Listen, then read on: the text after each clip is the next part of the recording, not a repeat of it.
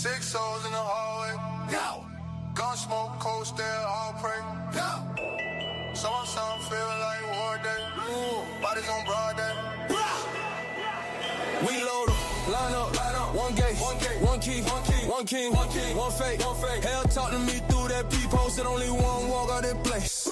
Hard black, but the chrome shine. Slot machines full of gang signs. Rich chips every clip cross state line. Sin City sitting on the skyline.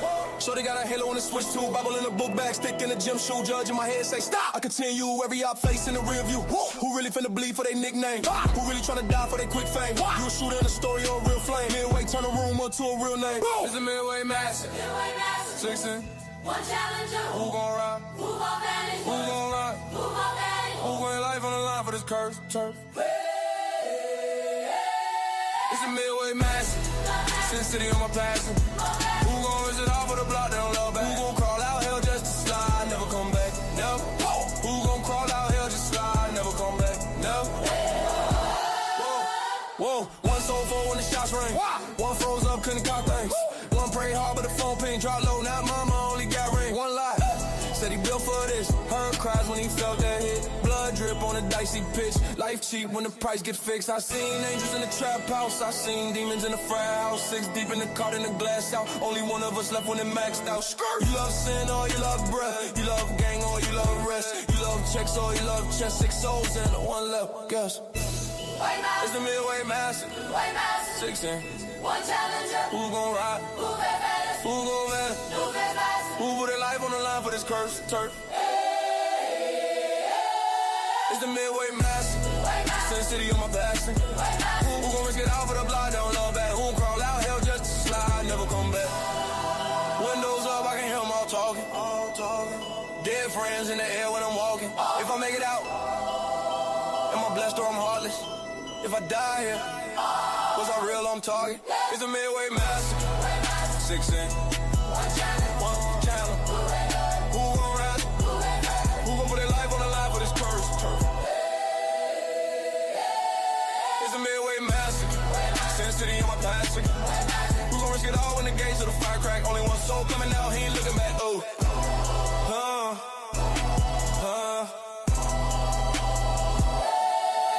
Yeah.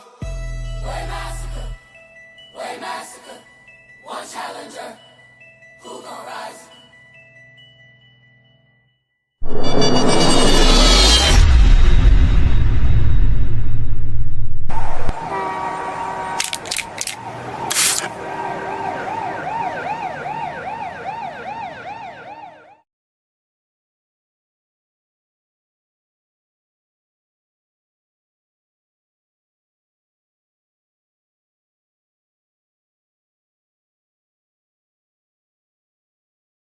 Welcome to Sports for You Wrestling. It's our ring, our section. From the bay, we flexing. Fat four, keep the crowd out, all guessing. Welcome to Sports for You. Shit, here we go again. It's that time, baby. It's that time, baby. It's that time, baby. It's that time. We're on the road. We're on the road to Vegas. But there's a pit stop, up there in Chi-Town. So we're gonna dive into that tonight. Windy City. But of course, where are our manners? Welcome to Sports for You Wrestling Podcast, man. It's the Midway All Stars edition. If you know, you know. If you catch the pun, good for you. Yeah. The OTC trail. That is the right hand man, the main event, John. Man, the Elimination Chamber is this weekend. TikTok. Time is ticking. People are looking to punch in their final ticket to Sin City. I'm looking forward to it this weekend, man. How about you? I'm excited. I mean, look, it's sometimes it's not how you get there. It's just when you get there, it's time to you enjoy the destination. And obviously it's been a journey to get here, and here we are, and we are literally 72 hours away from the final stop on the way to Sin City, baby, and I'm ready to get it going. The monsters of the Midway. Let's get it popping. I mean, first of all, let's get started with some news and rumors, man. Yes, sir. We already know the BS that TKO is up to, basically locking out Vegas for WrestleMania. Making sure everybody gets tickets instead of enjoying themselves at a hot bar somewhere. You know what I mean? But we thought that was it. We thought, Yep. it's just Mania. Right. But no. They're planning on locking out Chi-Town as well. No. Elimination Chamber watch parties are being blocked in Chicago within the 50-mile radius of the arena. I mean, what's going on here with WWE, John? Now all of a sudden they're really blocking people for having fun. Like they're really forcing us to pay their bills. I told this to Nessa on Saturday. I told this to one of our favorite viewers who's watching right now. This morning, people who watch but don't comment. Who's watching right now? I've seen this playbook before, OTC. This is from the book of the NFL. For those that don't know, if y'all watch sports for you, y'all know I'm a diehard Broncos fan. Y'all know when y'all seen the OTC on there, he's a diehard Saints fan. But we reside in Los Angeles, California, and our teams reside in New Orleans, Louisiana, and Denver, Colorado. Our boy Mark is a Buffalo Bills fan. That's Buffalo, New York. And of course, the great Nick Freeze, Vegas, Nevada, where we'll be in a couple months. And of course, our boy Cody, Houston, Texas. This is a play off the NFL from their old blackout policy, television blackout policy. So I'm going to read something to you. The NFL's television blackout policy, which once required local games to sell out to be televised, was suspended in 2014. And in the mandatory blackout rule, though some local and national blackouts still occur due to broadcasting rights and streaming exclusivity, inclusivity, while the old 85% ticket sale rule is gone, games may still be unavailable in local TV due to contractual agreements for national broadcasts like Thursday Night Football. But this is a play off the NFL. Back in the day, the NFL, if you was in your local market, you would have to. The NFL teams have to sell out 85% of the stadium in order to be seen by the local TV market. So for us, say we live in our team's market. So if I live in Denver, you live in New Orleans, the only way we get to watch the Saints and the Broncos is if 85% of the Superdome and Mile High Stadium were sold out. They suspended this policy in 2014. So this is where the average fan is asking. So, what does that have to do with WWE? Explain to him, John. Explain it, because this is what the NFL, TKO is trying to sell. They're trying to sell out the entire stadium arena, but they want to get at least 85% of that building full. So what they're doing is, instead of blacking out local TV markets because it's streaming on ESPN, they're blacking out local businesses from streaming it in their market on ESPN. Local businesses who pay money to be able to have the license to stream said product. That's right. So what they're trying to do is take it back to closed circuit television. If you are subscriber to WWE.com email newsletter, they send out the email that the Elimination Chamber will be aired in certain movie theaters in your area. And they offering a deal through Fandango for kids of certain ages. This is what they're trying to do. They're heavily promoting how you're going to see how they're hosting watch parties at Cosm, where me and you were at last year's Elimination Chamber.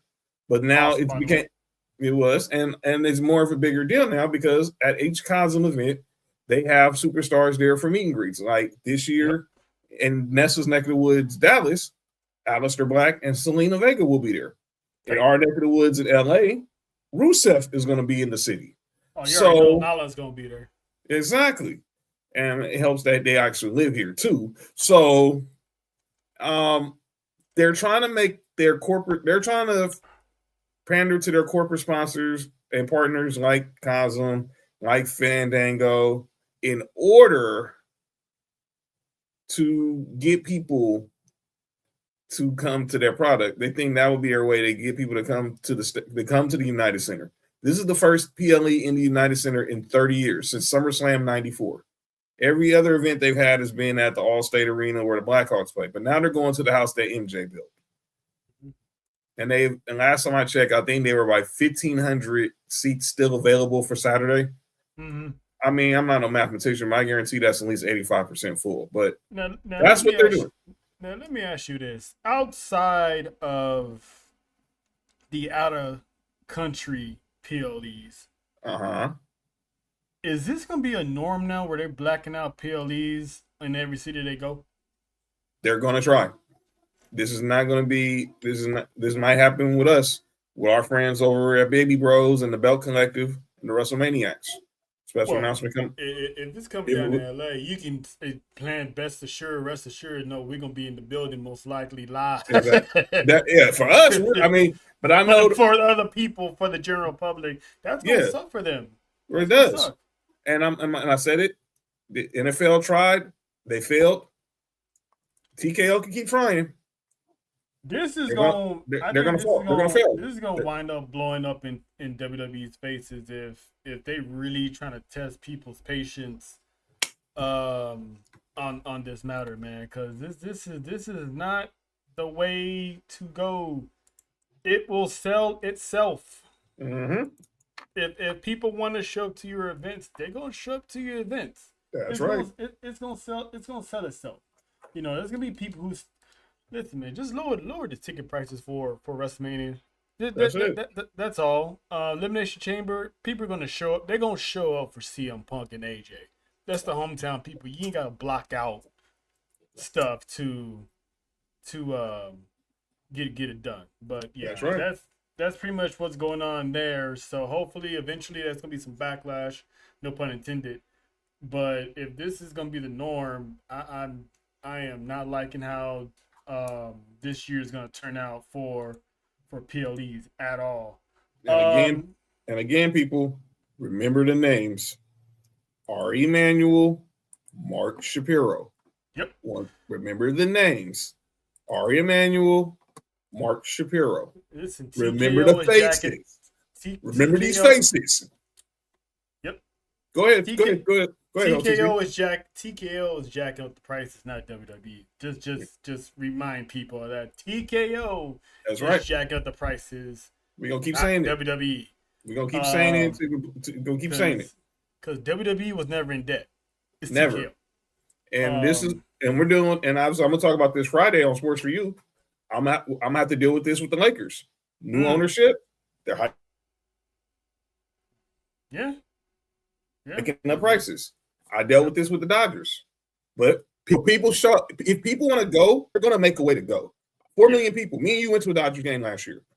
4 million people showed up to the Ravine last year. So that crap that Artie Moreno was saying about Angels, that fans care about affordability. Yeah, they care about when it's only when it's an inconvenience. Yeah, you know nobody. If they're going to go, right? People are going to show up to Elimination Chamber Saturday night. People are going to show up in Vegas for Mania for everything. People are going to show up in Tampa for Backlash. Hopefully, the Fat Four be somewhere near there. And then people are going to show up in Minnesota for SummerSlam if the rumors are true about a certain beast might be calling it a career in his home state. People will show Rumble. He should. Based off right. People will show up, but don't give them away. But don't give them reasons to push them away.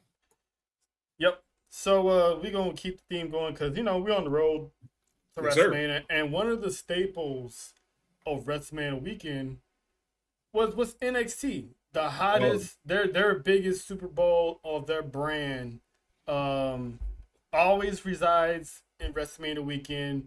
And ever since WrestleMania has gone 2 nights, TakeOver, Stand and Deliver, has always been, in the earlier window. Mm-hmm. Well, this year, NXT Stand and Deliver will stand alone. And what I mean by that is April 4th, they will have their own weekend to themselves. No WrestleMania weekend, none of the anxiety of trying to build and produce 3 separate shows from Friday Night SmackDown to NXT Stand and Deliver to WrestleMania both nights. And let's not forget the Raw after Mania. So Shawn Michaels broke the news this morning that pretty much a few weeks before WrestleMania, NXT will have their own pay-per-view, which is cool because it actually, I'm not mad at it in a way because it helps us out as not only fans but also content creators, because it's kind of hard to try to tackle all these shows, still go to the meet and greets, then you still got to try to fit in time to go to the store and buy some merch. So but I have theories. Me and John got some theories here about why they're taking NXT out of WrestleMania weekend. So theory number one. Exactly. That's Easter weekend. So mostly everybody's gonna be either in church or at home. So that's good for us. Come on So theory one is TKO is so money hungry that maybe they're taking NXT out of WrestleMania weekend because they want more people to spend their hard-earned money at WWE World. Because I think we're getting more lineups for meet and greets than we did last year, if I'm not mistaken. So that's the theory that, they're just getting pettiness and greed, that, they're willing to sacrifice NXT to make sure everyone's paying more money for, the WWE World. That's right. Theory number two. NXT legit wants to stand on their own 2 feet. And they want to just, have their own show without main roster buzz, anything like that. They want to have their own payoff, show, whatever. So they just finally, after all these years, they want to try something different. Sean wants to do a little something different. Okay. Now, this third theory, I'm waiting to see what's going to happen because I doubt it Saturday morning on WrestleMania weekend it's going to be that wide open. And this one was John's theory. Yes. They're taking Stand and Deliver out and possibly replacing it with AAA. Which it would make sense because, like John said, AAA needs more of the buzz that Stand and Deliver does, because Stand and Deliver has been around for years now. They got their own buzz. That's right. AAA is still in its baby stages of being pushed to the forefront of, American television. So there's possibly, we might have maybe a Worlds Collide pay-per-view that morning, because when it was TakeOver LA, we went to Worlds Collide and then moseyed on down the block to Money in the Bank. So it's highly possible AAA, now that it's another brand owned by WWE, that could be the reason. So which if exactly and then plus the name Triple Mania will fit so eloquently with WrestleMania weekend. I didn't even think about that either. That is so true, Nessa. That's so true. Triple Mania at WrestleMania. Okay. See. Okay. Uh-oh. Hey. Uh-oh. Hey. Listen. Don't listen. Hey. I got you, John. Don't worry about it. Dog, listen, brother dream. Listen, Nessa. You're talking about Las Toxicas. Let's not forget, as of right now, one dirty Dominic Mysterio still works in AAA. He hasn't been forced to leave yet. So yeah. Let this man have his cake and ice cream just like you had yours last year. Shout out to all the cake. That's all that cake. Basically, shout out to AAA in general, because if they do show up, there's going to be Lola Vice most likely in the building. Yes. Toxicas is going to be in the building. It's going to be something. So I'm hoping. I'm hoping that theory does pan out, because swapping NXT for AAA is not a bad move in my opinion. Like I said before, NXT's been around for at least a decade now, over a decade. Yes. So they can afford their own April, Canada pay-per-view. Yep. Yep. Who's ain't no we. You on your own with that one, kid. You're on with that one, kid. We ain't no we stalking nobody. I ain't stalking nobody. Why you All gotta right, hit it with? Why you gotta hit it with the Uncle Phil? We. exactly. We. I had to hit it. We. That's what it is. Sound like Uncle Phil when Will's like, "How much?" Uncle Phil, so how much we really work? We. And that party was serious too. Like, hey, Uncle Phil, I ain't mean you will, right? Well, if he is, I'll fight. I was like, hey, Carlton. I was like, hey, brother, But get a pension plan. yeah, so I'm hoping that our third theory is the one that strikes gold, because Yes. I'm definitely gonna be paying attention to AAA. They're more likely gonna make the announcement on the main roster TV shows anyway, or maybe the news will break online between now and then. So I'm hoping that's gonna be the case. Mm-hmm. But listen, man, WrestleMania is pretty much WWE Super Bowl. Yes, You it know, is. because the Super Bowl, all these teams work so hard to get there, and the teams that are fortunate enough to get there, the players that are fortunate enough to get there, it's a special moment. So the men and women of WWE, they work so hard all year to basically get selected to go to the show of shows. However, once again, I always say this: if there's ever a time to not get injured, it's always Mania season. And unfortunately, the injury bug has struck again. Sad. Because Nessa's Theo, Bronson Barboza Reed, on Monday night was going to break up a pin that Jey Uso had over Grande Americano. I think it was vice versa. Either one. You had it vice versa. Okay. He went for a simple breakup tag, and turns out he injured his tricep. It stinks because it's a big blow.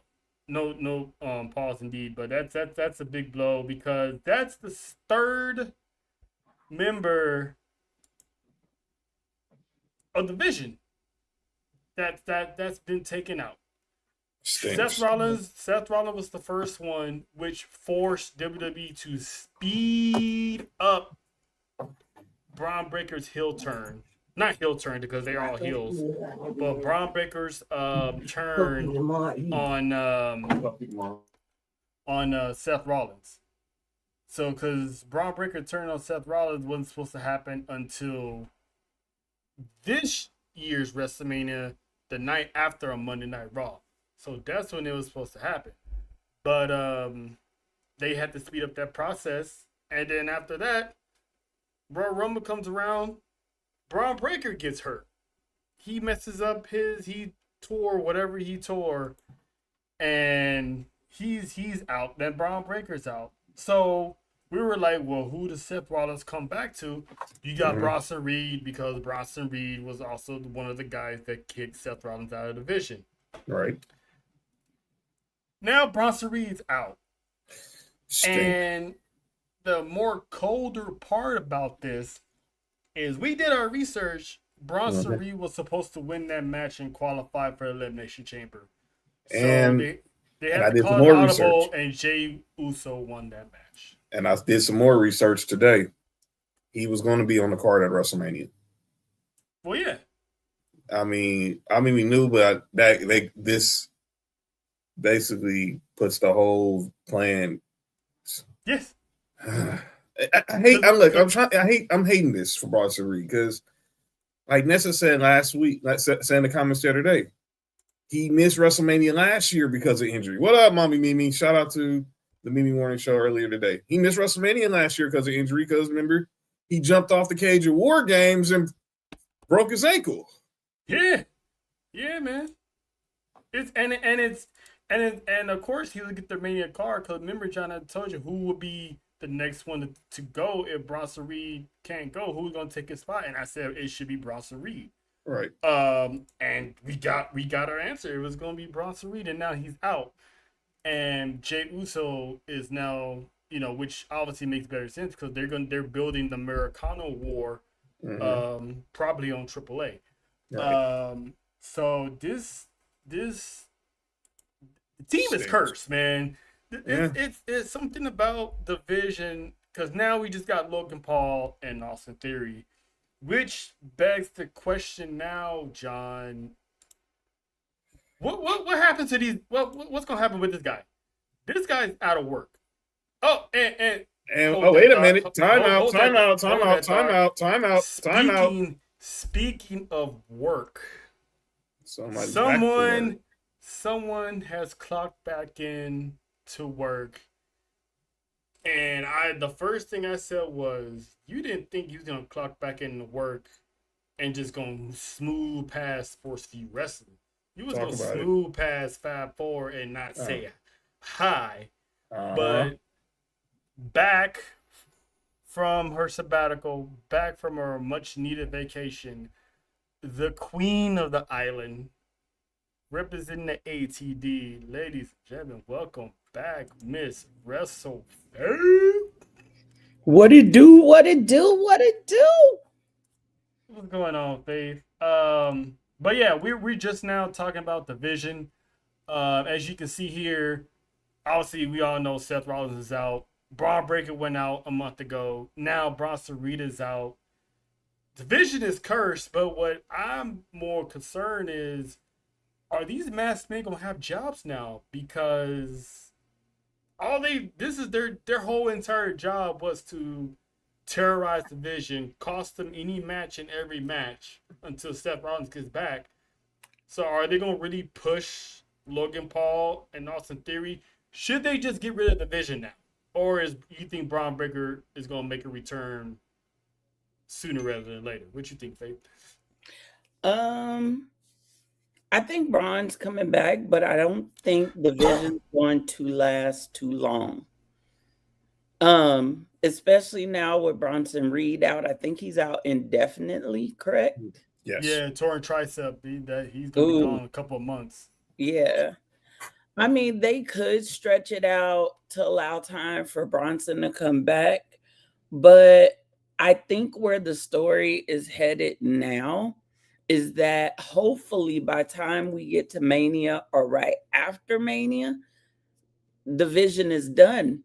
I think people, a lot of times when we are watching wrestling, especially fans, and y'all know what fans I'm talking about. I'm talking about real fans, not these Rudy okay? We're going to talk about them later. But I think we sometimes get so caught up in what's going on that we forget to reconnect things. And everybody's so into, who's the hooded mascot, blah, blah, blah. You have to remember the message that was delivered to Paul Heyman from Seth through his wife Becky some months ago. He told she told him that Seth said he is going to tear the vision down one by one, basically, and that he wouldn't even see it coming. But Seth was going to save him for last so that he would be able to watch everything he cared about fall and burn. I mean, technically they are. Technically, he did. They all falling and burning except for the new recruits.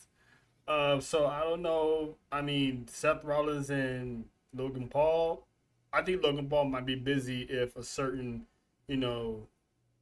reggaeton artist pulls up for work. I think he's gonna be busy with Logan Paul. So I don't know what's gonna happen. This might work in Seth Rollins' favor on the simple fact of it helps him heal up even more. So maybe after Roman Reigns wins the World Heavyweight Championship, they might have to start that feud and have that, carry on to whatever PLE they want to have the blow off on. But this is another long list of people, and it stinks because it's literally in the matter of 6 months. One by one, the vision is falling, and it's not even storyline. So if I'm Logan Paul and Austin Theory, I'm gonna have to go to management like, hey, can I just do me? Can I get out? Because Paul had, if you look at Paul, he's not even interested in this. Well, yeah, he made that clear. He kind of tipped his hand on Monday when the siren dropped. Mm-hmm. So, Paul knows what works. He knows what's money and what's not. Mm-hmm. And I think that's why we have been seeing him come out every time with his client. And speaking of that, appreciate your faith. First night back on the job, and you're already doing segues. The Beast Incarnate shows up, and he issues basically a Brock Lesnar open challenge for, I'm assuming, for WrestleMania, which it is. And of course, we all talked about it. We would love it to be Brock Lesnar and Obafemi. But it looks like Obafemi and Rusev are about to have a program, which personally, I think that's a better choice, because with Brock, he don't really teach anyone. It's just suplex, repeat. Going into a feud with Rusev can teach him a few things about how to be like Oba's a monster in itself, but having programs with Rusev, whether it's through the live events or on the main roster, can help him out a whole lot more. So now, with Oba out the way, who's gonna answer the challenge? Because I think we ain't gonna find out really until after Elimination Chamber. I think it's gonna be LA Knight. But here's Brock Lesnar's schedule that they're gonna drag this out. So he was at Atlanta on Monday. He's not gonna come back until March 16th. So all of March, he's gonna be at every Monday Night Raw. And then the 2 weeks of April, he's gonna be at Monday Night Raw to get this challenge in for WrestleMania. So more than likely, we're probably not gonna find out. I'm guessing maybe the 23rd. I'd be surprised and shocked if it's the 16th. But Faith, you're the returning Madam Oos. Who is your theory? Who do you think is going to answer Brock Lesnar's challenge? Hey, Monty. What about Monty? Hey, Monty. Little Oos. No, that was me. But anyway. I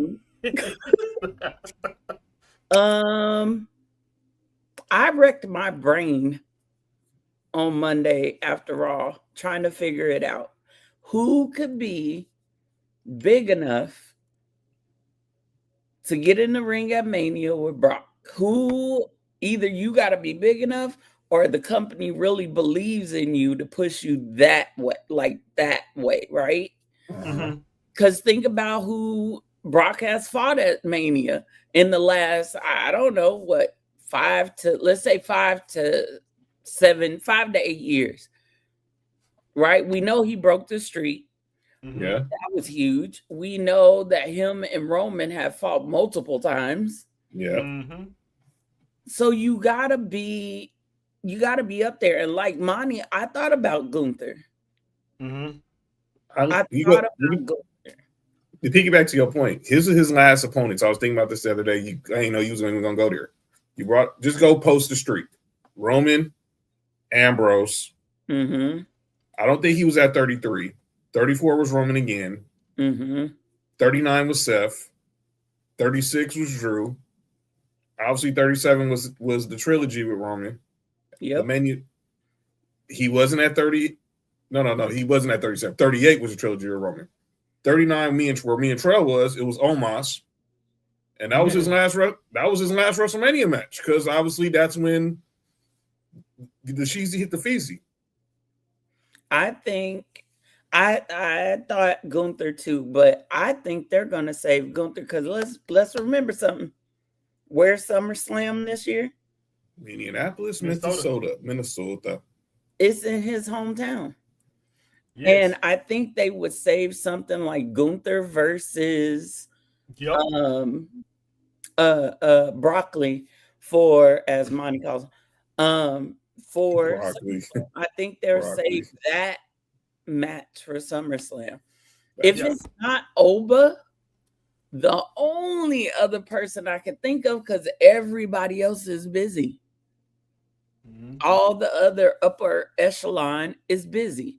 The Mhm. only two people that one of them I would like to see, the other one I'm like, that makes sense. So if it's not Oba, I was thinking, could it be Randy Orton?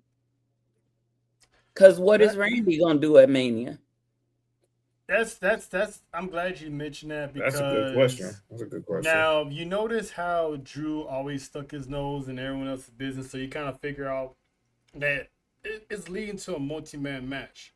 So now, for some reason, he stuck his nose in Randy's business. Right. So there's a little rumor going around that this might be a multi-man match for the WWE Championship at WrestleMania, which is something different, I hate this. as opposed to just being Cody and Drew, because fans are gonna be like, "Oh, we don't want to see Cody and Drew," you know what I'm saying? So this might be something huge for that. So I don't think it's gonna be Orton. I'm gonna stick to my LA Knight theory. Yeah. John, Like, what up? what's your take on it? Yeah, I'm thinking LA Knight. I'm still gonna hold out faith that it's Oba, and now looking at those dates, San Antonio, Boston, and the Garden. Do you really? They're not letting this. They're not letting this go past the Garden. Clearly, I think it happens in San Antonio. I think that first. I think that second. I think it happens in Boston, and then we get that another show. It's either going to be Boston or the Garden. It's going to be either Boston or the Garden. It's one of them two.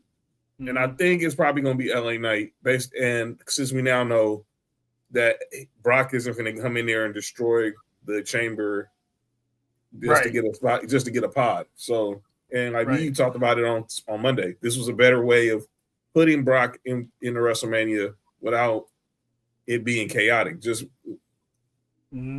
go have at it. It's your choice. And I think by having him go with Rusev, it changed my thought process. I'm kind of glad it's not Brock. I think it's too early for Oba and Brock. To be honest, it might not even happen. But you never know. We still got overseas PLEs coming up. So you never know. They can just slide that one in like it's prom night. Yes, Faith. Hey, yo. Since we're on the topic of this whole nobody in the back wants to face Brock debacle. Oh yeah. We talking about that. I want to throw a wrench in that program real quick. What's in the box? Oh, we're gonna get to that. That's part of the artillery. That's part of the Elimination Chamber prediction. So we gonna. Oh yeah. We're gonna get to the box later. So I think it's gonna be LA Knight. I think we're gonna find out as early as San Antonio. I mean, they can wait it out to Boston, get a big pop out of that. So I think one of those gardens we're gonna find out.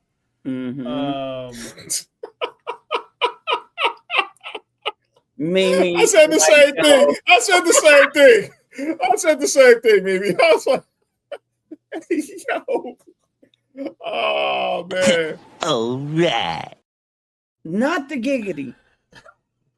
Right.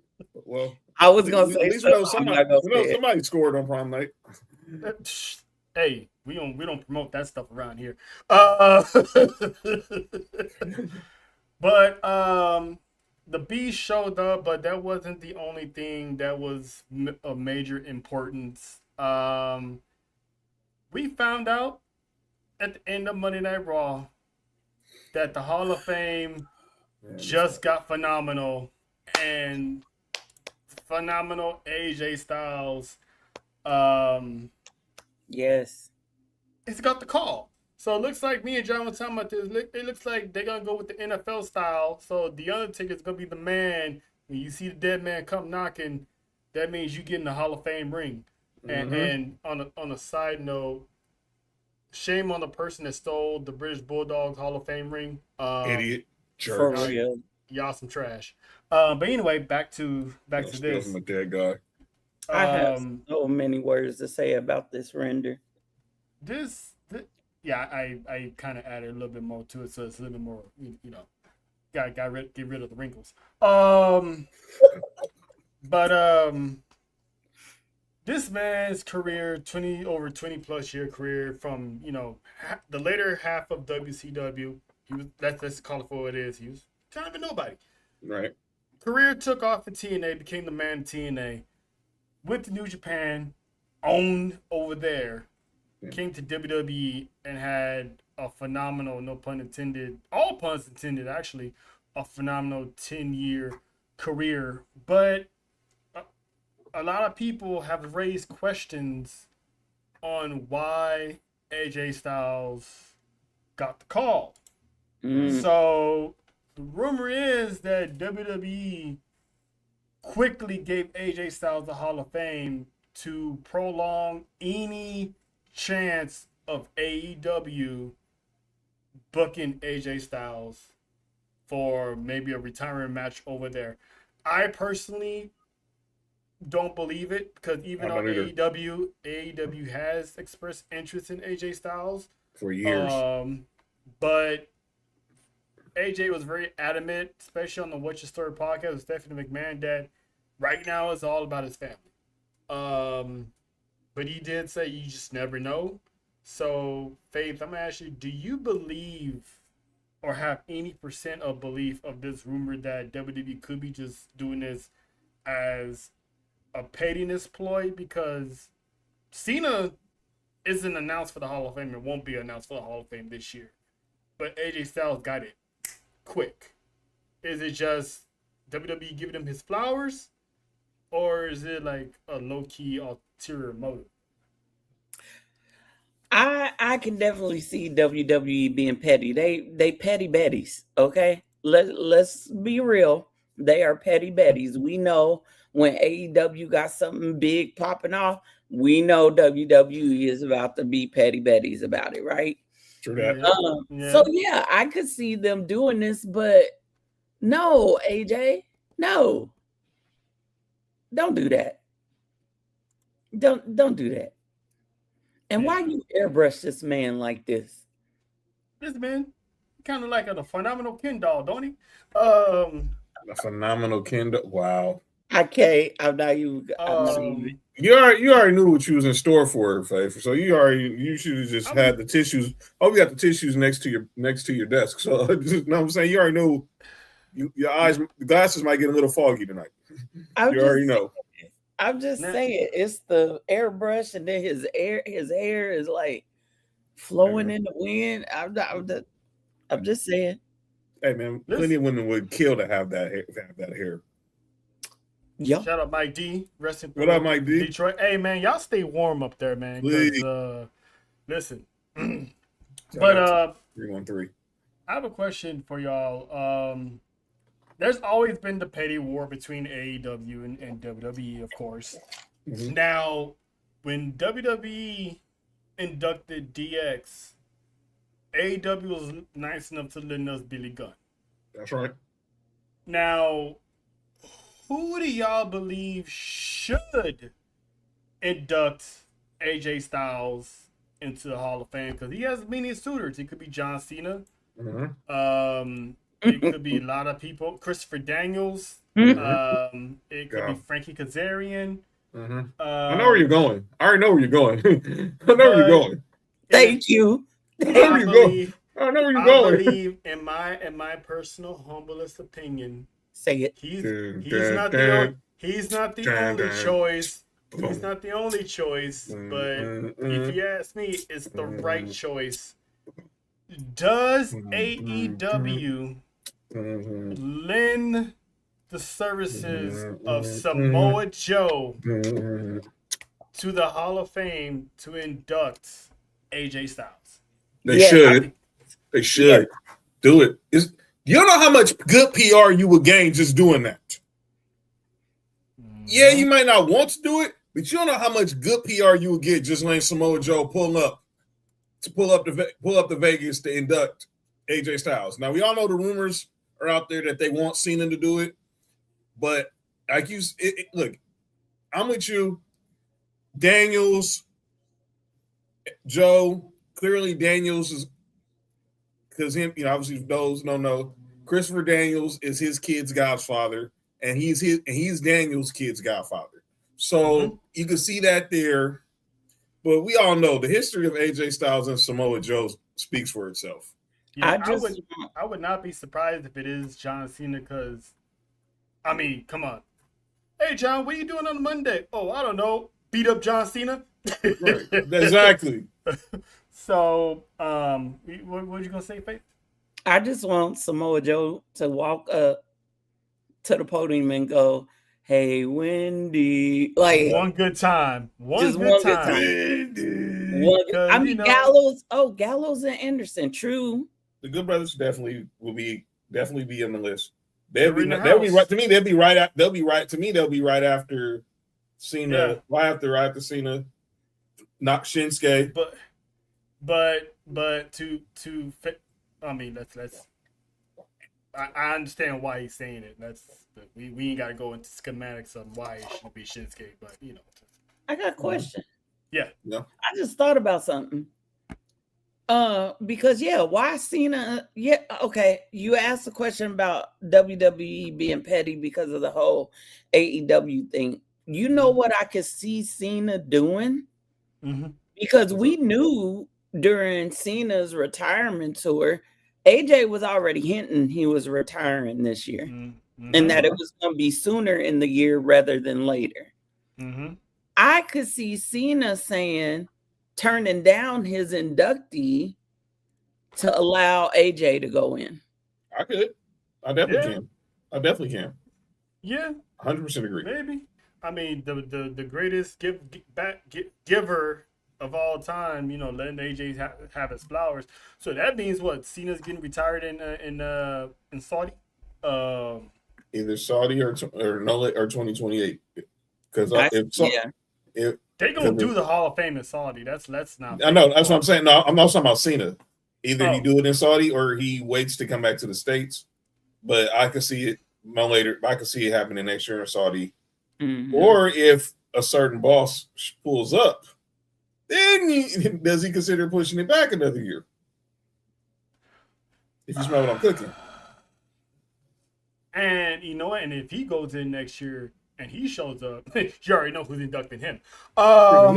Exactly. So, but as John would say, I believe when I see it. True that.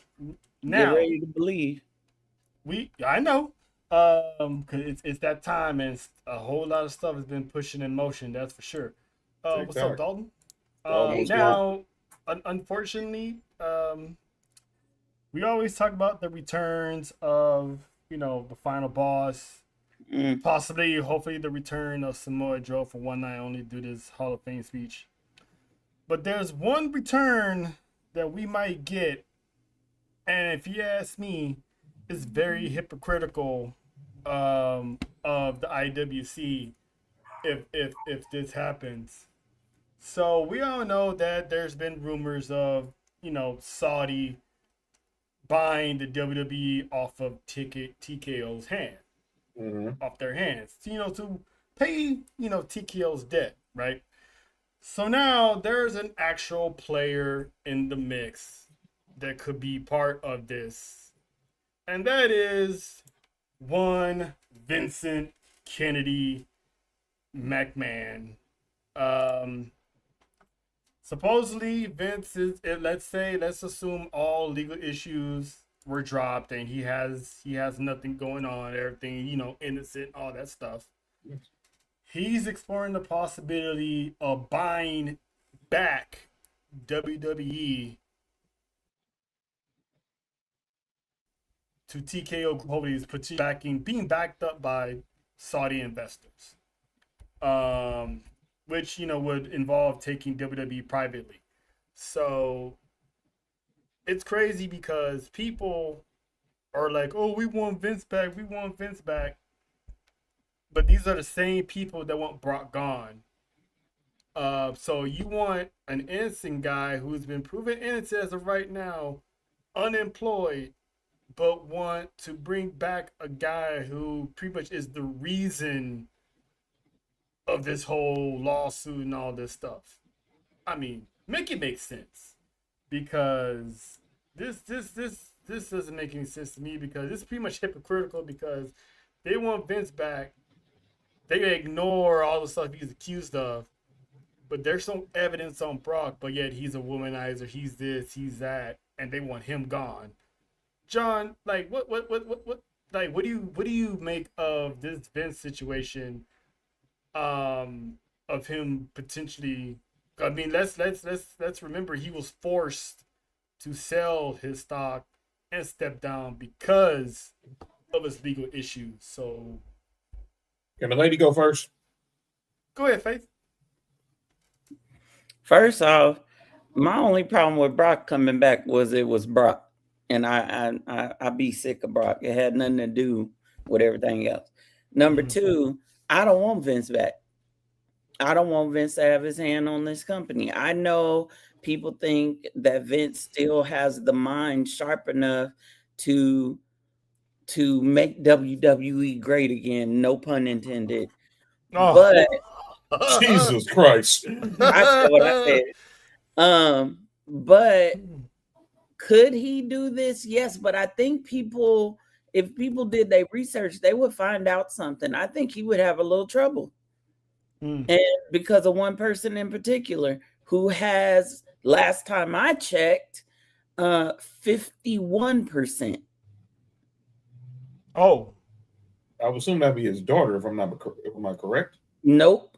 It's nobody in his family. One final Dwayne? boss? Dwayne? Yep. The final boss. You think Dwayne wouldn't be cool with Vince coming back? I'll say this. Was there love between Vince and Dwayne as far as we saw? Yeah. There was love. There was respect. But I'm going to also say this. The Dwayne of now is not the Dwayne of old. True. True. And the way that Dwayne respects the women, not only in his own family, just women in general, that would be a courtroom battle. And I don't think Vince has the money to survive that battle. All right. Let me go. I think this report is bullshit. Excuse my language. Let me say what, like you said, the 51%. And I think he did sell all his shares of TKO. To Minnie's question. Let me be clear. He's not. I'm just going to throw out some names. Jerry Jones, Al Davis. How did he look at the end when you got in the 80s? Didn't look good. So you gonna bring this man back? Y'all would just complain.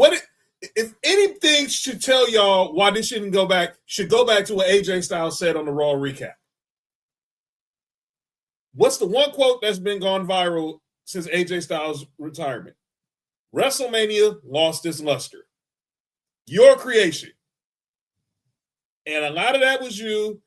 We could put last year on Triple H, all that, but let's keep it a buck.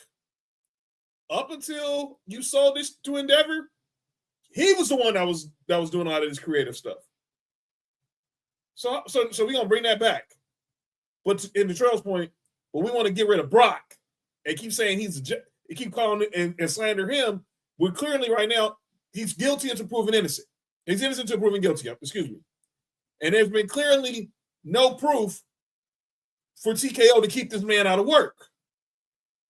But there's proof on Vince. Oh, I got you in a second, bro. But there's proof on Vince. Because why the hell are they going to arbitration in June? Hello. But y'all want this man back because y'all so thirsty and put Dalton's comment on the screen. You know which one I'm talking about. The first one. I'm not a Vince man, but okay. You can say that about TKO. We already talked about that earlier. and Triple. Okay, this is the problem. I'm gonna let you go ahead. This is the problem. Y'all the same people who wanted Triple H to run creative. This ain't gonna happen overnight. So he's not gonna bat 1,000. We clearly see that. So if you take the good, you gotta take the bad. But you do not have to take what's worse. Go ahead, Trill. I have a question. People are saying that, Triple H is dropping the ball. Let's throw some names out here. LA Knight. Yeah. Triple H is doing LA Knight dirty. He's not being pushed, blah, blah, blah, right? Hey, John, what was going on with LA Knight when Vince was in charge? Ask Maxine Dupree. Ask the Maximum Male Models. The man wasn't even wrestling. He didn't even have the LA Knight name. LA Knight didn't debut until Vince stepped down. Max Dupree. Dupree. Second. Not LA Knight. Second question. People say that, Triple H don't like minority stars. But let me read off some names here. Lash Legend. Star. Trick Williams. Megastar. Carmelo Hayes. Star. Jay Cargill. Goddess. So soon to be Soruka. Future star. Kiana James. Another future star. Pretty much all of NXT call-ups that's been happening. Look where they are right now. Faith, John, what usually happens to NXT call-ups under Vince McMahon's tutelage? They get buried. Go ahead, cuz. I was just about to say, what NXT call-ups under Vince McMahon's tutelage? Because where they go? Pretty much. Now, look how long it took with DIY. Go ahead, cuz. I'm sorry. I'm going to confess my sins. I'm going to confess them. Let me confess. Okay. I was very much one of the ones talking about Triple H every week. Okay. Faithfully. Mm-hmm. Calling them ball fraud, all kinds of things. Triple H, I'm sorry, my bad. I didn't understand fully the role that you had. You just the front man. Mm-hmm. You're not the one calling the actual shots. You the front man. You got say so. They come to you for your advice, which is great. But I'm gonna say this too. For those that want Vince back, I want to remind y'all of some matches. Talk about it. Punjabi prison match. How? Raise your hand if you could actually see that whole match. And it was two, and we saw that twice. Okay, I got some more. I know some of the freaky deakies out there probably like this, but bra and panty matches for women that could actually perform in the ring. I mean, let's give him credit on that one. He did stop that. Yeah, but who started it? Good point. True. Good point. And by the way, to that person who got interviewed about that, go to hell. Viscera, this ain't a match, but it was something that Vince allowed. Viscera humping the men in the ring. First of all, Vince RIP. Yes, RIP. But I hated that. Vince booked things that were funny to him, that entertained him a lot of the time. And if y'all think that Vince McMahon is still this wrestling genius, rewind to the beginning of the show. We explained that part. Okay, I'll let that go. But now you have not just Triple H; they brought in all new people, and y'all got to give folks time to cook. Y'all know if y'all watched any ATD last year, I was hating Triple H I was saying he didn't like. I was the Kanye West. I was like Triple H hates black people. Like that was me. But see, what would have been crazy is if you actually had the Kanye Mike Myers actual GIF, and she said that. That would have been funny. That would have even been more funnier. I'm just saying what I'm getting at is you don't want Vince back. Y'all really don't want Vince back. No, you don't. Y'all want something different. You want something new. And who's to say that it's not coming? They are trying. TKO has already said they want to get away from these same old decades-long PLEs. They want to bring new things. It takes time to build something like that. You can't just throw a name on something and say we're going to have it on Saturday for 4 hours if it doesn't make sense. That sounds like a shot at AEW, but go ahead.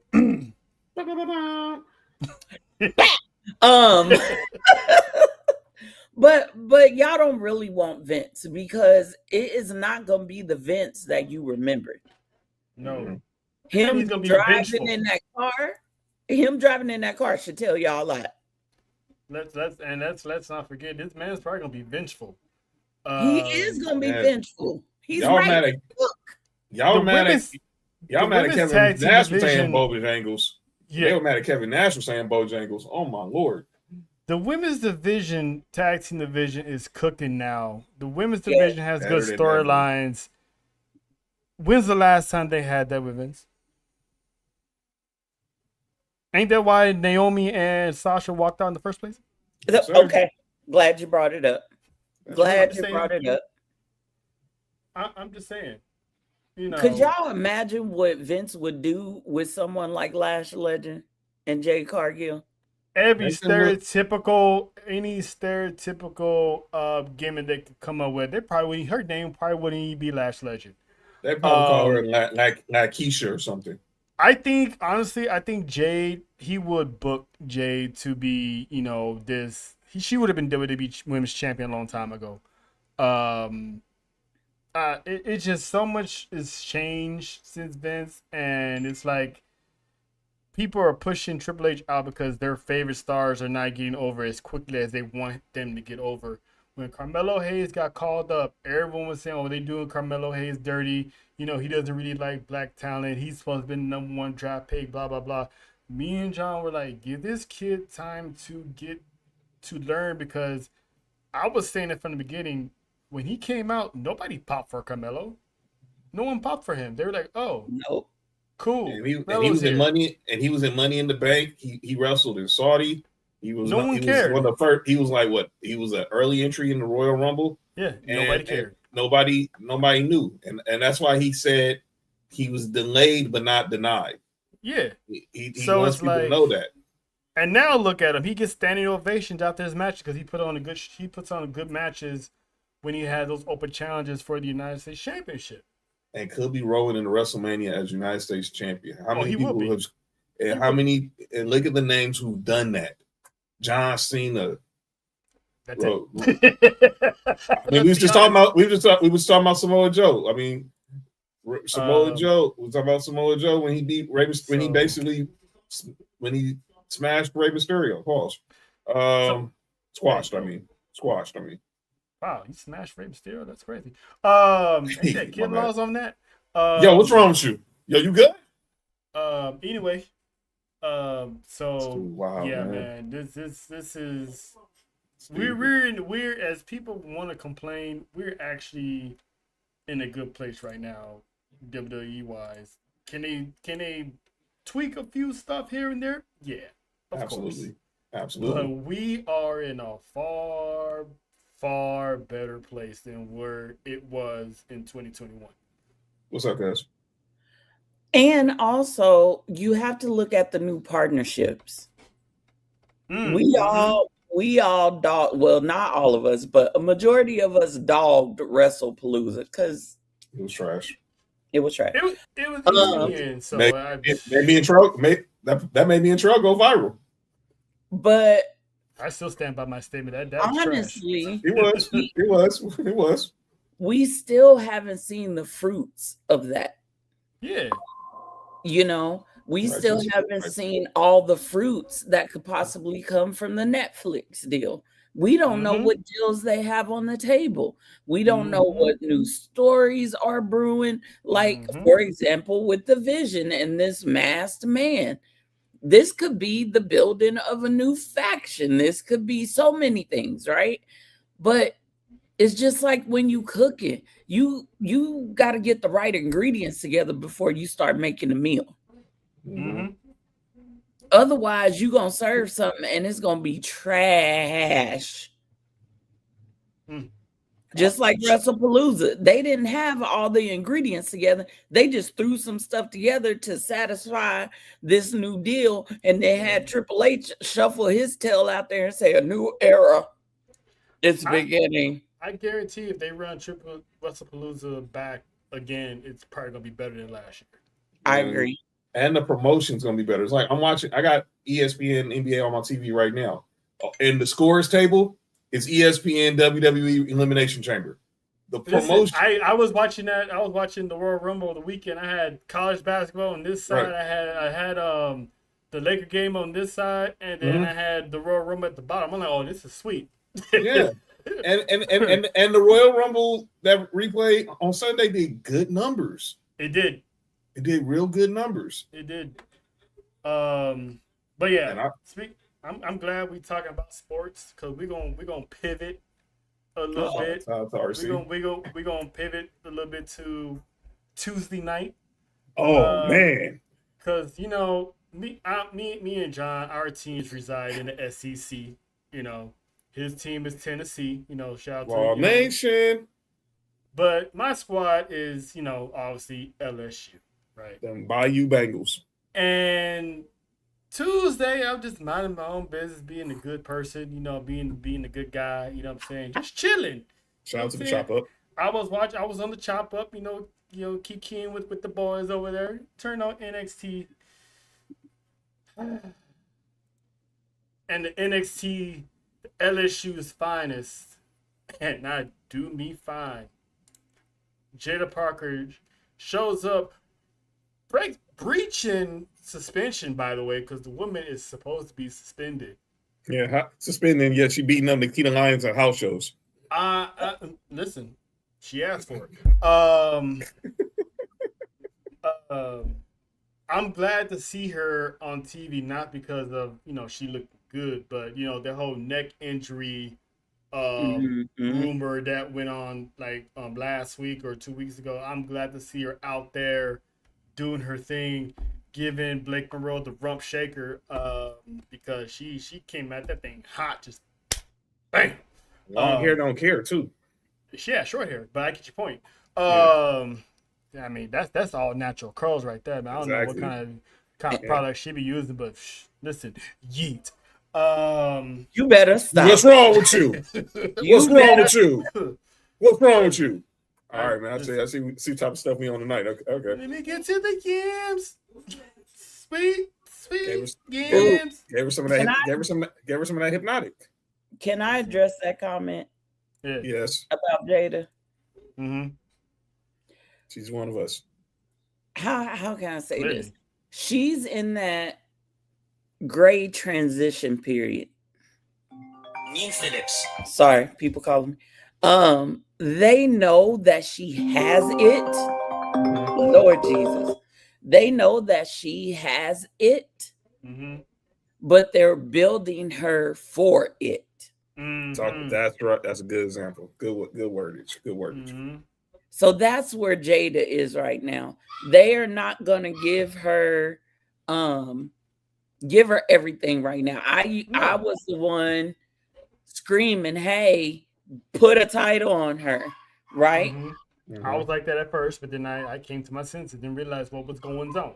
But I think they're building another superstar in her. So it's going to take some time. It's going to be awkward. And another thing, all this crying over Blake Monroe. Now y'all upset?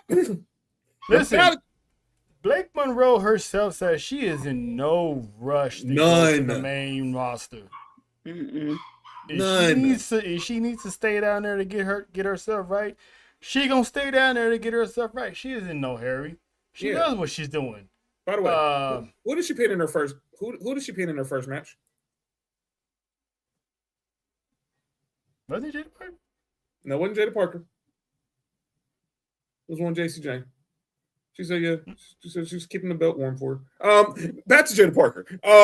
These two are probably gonna be battling over the NXT Women's Championship. Exactly. You know what I'm saying? So exactly. Pay attention to these feuds that are going on because NXT is under a new era as well. They weren't putting her in no dang speed tournament because they're squashing her.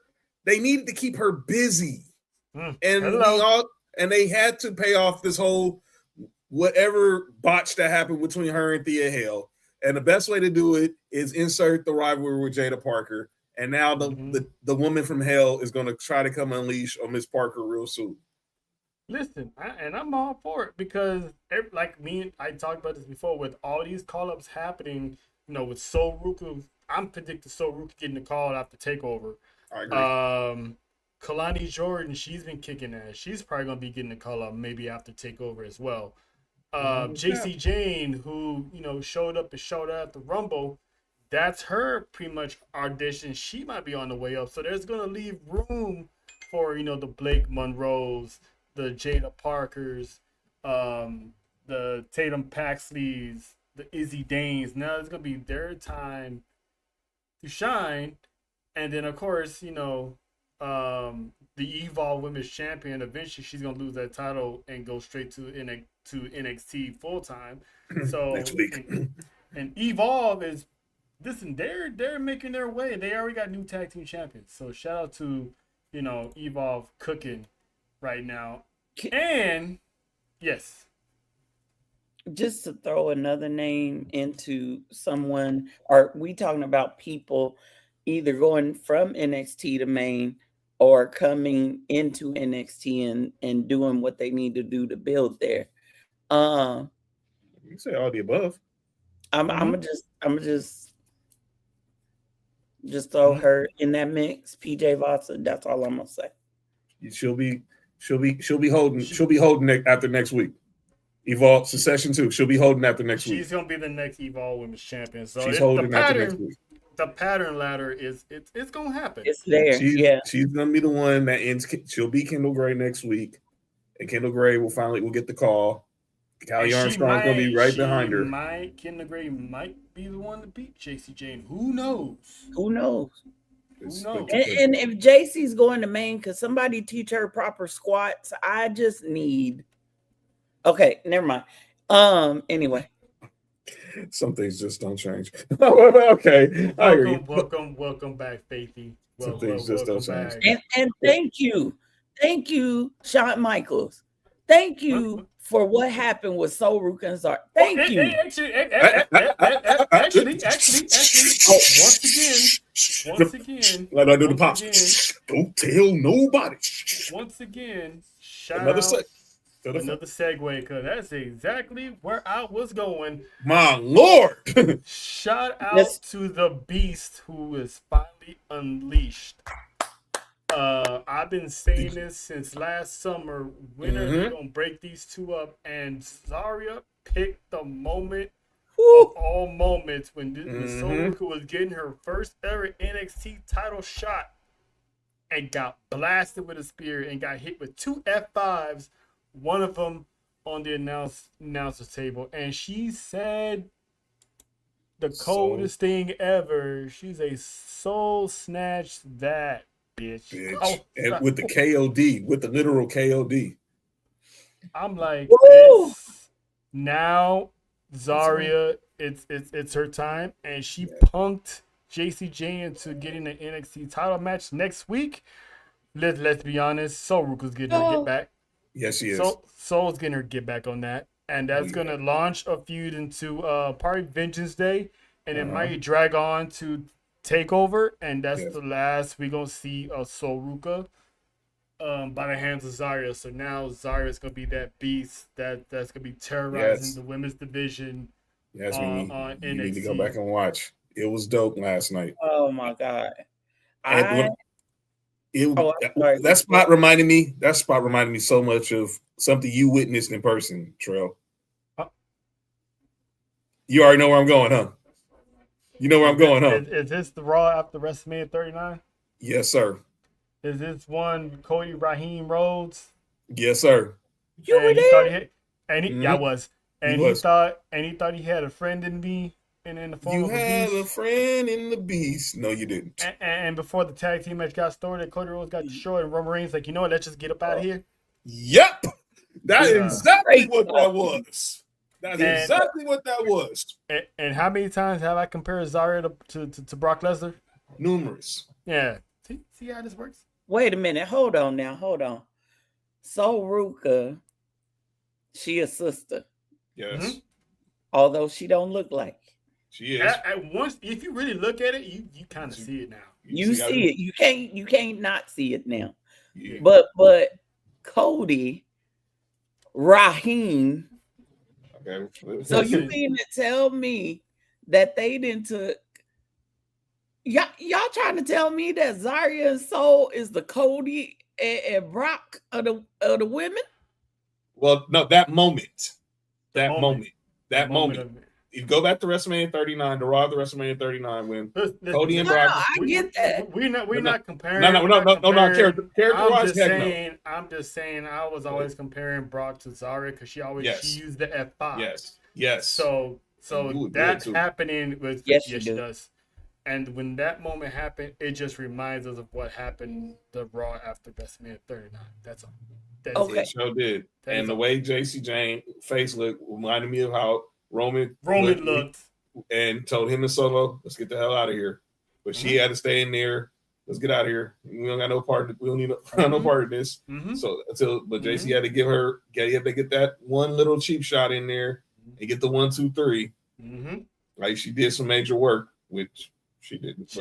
But she got got. But I am so fangirling Mhm. over Miss Zarya. Mhm. I'm just gonna tell you, I have been waiting for this breakup. That woman fine too. I need Research. Zarya to just destroy every woman in NXT. I think she will. Tribal Oh. Chief. All those L's.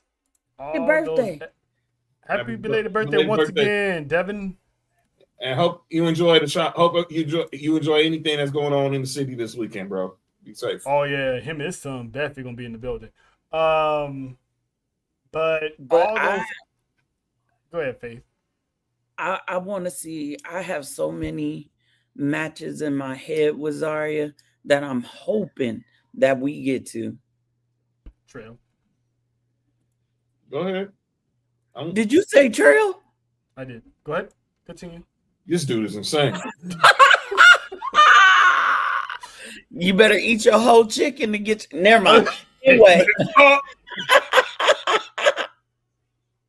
Here we go. All right. And I wasn't even the first one to mention it. See, I'm proud of myself. I feel proud. I wasn't even the first one to mention it. Listen, I eat the whole chicken because my name is Magneto. But anyway, you know. But I want to see it while she's in NXT. I do want to see her and Jada mix it up. Oh, that's a must. That's a must. I want to see that. I want to see her and Soul have that feud. Like, it's gonna feed folks. I want to see her and Kalani. I want to see, heck, if they do Homecoming again, and Zarya's still down there, put Rhea? her and Jordan Grace together. No, put her in Rhea. Her and Rhea, the battle of the Aussies. No, I don't want that until she on the main roster. Okay. And I Sorry, need Shay. it at WrestleMania or SummerSlam. She'll definitely be in the Rumble next year. Yes, I want to see her and one of Trail's favorites. Which one? Stephanie Tucker. No, she's It's talking about Raquel? big sexy. Raquel? She's talking about big Raquel. sexy. She's talking about big Yes. sexy. Oh. Yes. Where she was Tell me spooning you Liv. don't want to see that. Hey, listen, any of them. Triple Where threat. where she was spooning lived it. Let me shut up. Lord Jesus. Sorry. Anyway, Not the man team. all those L's. Man, Nessa, Oh, relax. shit. Nessa, relax. That sound like a low key call out. But anyway, Hey, yo! All right, I see what you're doing. I see what you're doing. All the Zara L's she took within the past 2 years Yes. is about to pay off. That's why Started. I was never. That's why I was never. I never lashed out about it. I'm like, they're buying her time because they got the women's divisions already stacked at the top. There's no room for her right now, so she's gonna be that next wave, and now her time is pulling up. Don't check the comments. Just don't. Just don't. Oh Lord. I'm not saying it. Nope. I'm not taking the bait. I'm not taking the bait. I'm not taking the bait. But yeah, so shout out to Zaria. I'm happy to see that it's finally happening. Yes. And it's happening at the right time too. So, yes. Yes, it is. Shout out to her. Keep it up. Now, Oh. I'm not highlighting that one. We had enough of that. We had enough of that all 2025. But shout out though. So, I see. Just she did that on purpose because she knows because Faith's here. That's all.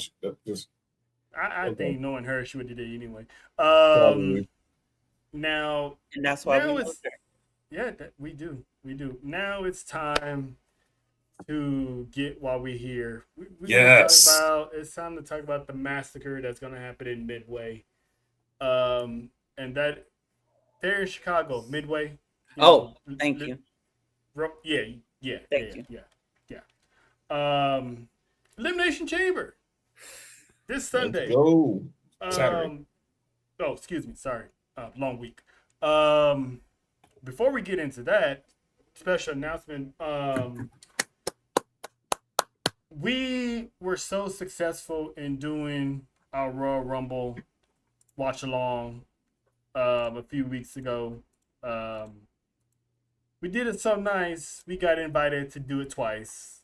So we will be running it back, and we're going to have the Elimination Chamber watch along live in the city of Long Beach, downtown Long Beach to be exact, at Baby Bros. Me and John, we were not actually planned nor scheduled to go. I told him we wasn't going. We was gonna hold out for SummerSlam, whatever, because Vegas, we're gonna be in Vegas for Mania. So the guy hit us up and said, "Hey, you guys coming? Because I saved the spot for you." So I'm like, "Well, can't turn it down now." they loved us so much, and they even promoted us on their social medias that we're gonna be doing our live reactions. So it's like, man, we feeling the love and Baby Bros. You know what I'm saying? We feeling the love. So everybody twerk in the chat. Everybody. We gonna run it back. One more time. We gonna run it back. This is not gonna be the last time. We planning on running it back at SummerSlam, but why not the Elimination Chamber? Mm-hmm. So shout out to Juan, the owner of Baby Bros, for allowing us to come back. So we're excited for that. It's gonna be a good ass show. Exactly. They know what it is. Yes. 5 times. In the words of Coach Prime, you ball, you get the call. And we literally did. Well, we got the call, man. Now, we're gonna start off with the matches more like gonna kick off the show. Yes, sir. And that is the women's Elimination Chamber match. We got the rookie Kiana James. Well, can we really call her a rookie? Because if she never got hurt, she would have been already established. But yep, the new upstart, the newbie, we're gonna still call her a newbie. Kiana James, shout out to her for qualifying, by the way. Happy Black History Month. Asuka, Aussie, Big Sexy, Miss Raquel, Alexa Bliss, Mommy herself, Rhea Ripley, and of course, former WWE Women's Champion Tiffany Stratton. So this is already a star-studded Elimination Chamber. And of course, the winner gets Jade Cargill at WrestleMania. So I had said that Charlotte was going to qualify because I had Charlotte and Jade Cargill at WrestleMania. True that. Even Jade Cargill herself admitted saying that she thought it was going to be Charlotte at WrestleMania. Shocked. So So with Charlotte not in the Elimination Chamber, this is now a toss-up, in my opinion. Who is going to get Jade Cargill at WrestleMania? And it looks like it's going to be who I think it's going to be, but I'm going to let, the peoples, everyone in the comments to get their predictions in. Faith, I'm going to start with you. Who's getting Jade? And this might be a rhetorical question if the answer is the same as mine. I have two choices. I'll give you my number 2 choice and then my number 1. Okay. Number 2 is Rhea. Okay. Mm-hmm. And when I tell you my number 1, I'll tell you quickly why I chose her. Okay. Because I have a hope and a dream. Okay. I'm going to be Martin Luther King for her. Okay. I have a dream. My number 1 is Asuka. Okay. And I'll explain to you why. Number 1, it's old to her to have her WrestleMania moment. I don't care what you say, how you say it. You can put all the facts you want. You can argue me down. I'm going to sit here and look at you like this and say it's old to her. How is she one of the most longest reigning champions? Took who? It took Charlotte, if I'm not mistaken, to end her run. Longest reigning NXT champion, correct? Never lost it. Never lost it. Did they give her any respect at Homecoming? No. They brought all the other women's champions, right? Mm-hmm. She's never had her WrestleMania moment. Am I wrong? No, you're not wrong. The last time she was there, she was in a tag team. Tag team, but singles never. Nope. Mm-hmm. I think that Asuka could give Jade a very good match. And you know what? Yeah, and I'm gonna piggyback on Faith's reasoning behind that, because we all know that Asuka will give Jade a run for her money, right? Mm-hmm. Eventually, Bianca Belair is gonna get healed. Yeah, she is from finger surgery.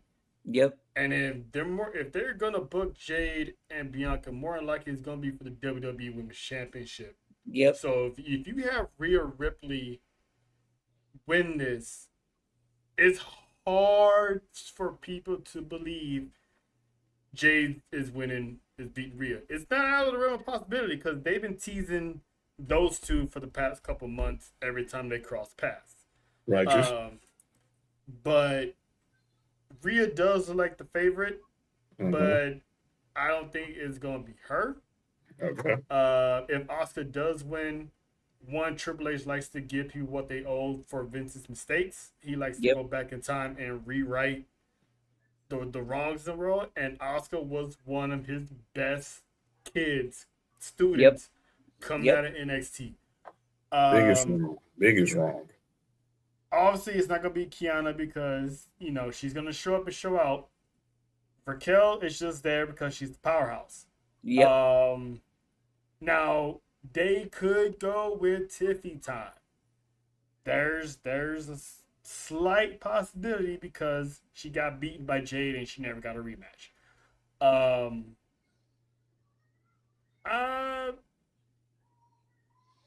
gonna pick Rhea, because this might lead to the whole her and just to pick somebody. Faith got Asuka. John, who you got? All right. So Tiffy is the favorite in Vegas for the degenerates out there. But I'm gonna go with a wild card. And I know it don't seem believable, but trust me, when we paint the picture like Faith did. I got Alexa Bliss. I knew it. And I'm gonna tell you why. Oh, I know where you're going. Charlotte Flair is crashing the hell out right now. There it is. And clearly, this will start the foundation crumbling for Charlexa. And somehow, and look, me and Trell been saying it. People don't want to listen to us. Faith, we've been saying it for the last month. It's been 3 years since Ashley Elizabeth Fleer has been in the championship picture. Yep. 3. And that includes, obviously, her missing time for the injury. 3 years. You let Alexa win. She finds her way, but somehow Charlotte finds her way in there. We get her, Jade, and Alexa in a triple threat in Mania, but Jade still comes out on top. But we get, and that eventually sets up down the line us getting that dream match between Jade and Charlotte Flair. But because I have another theory for that.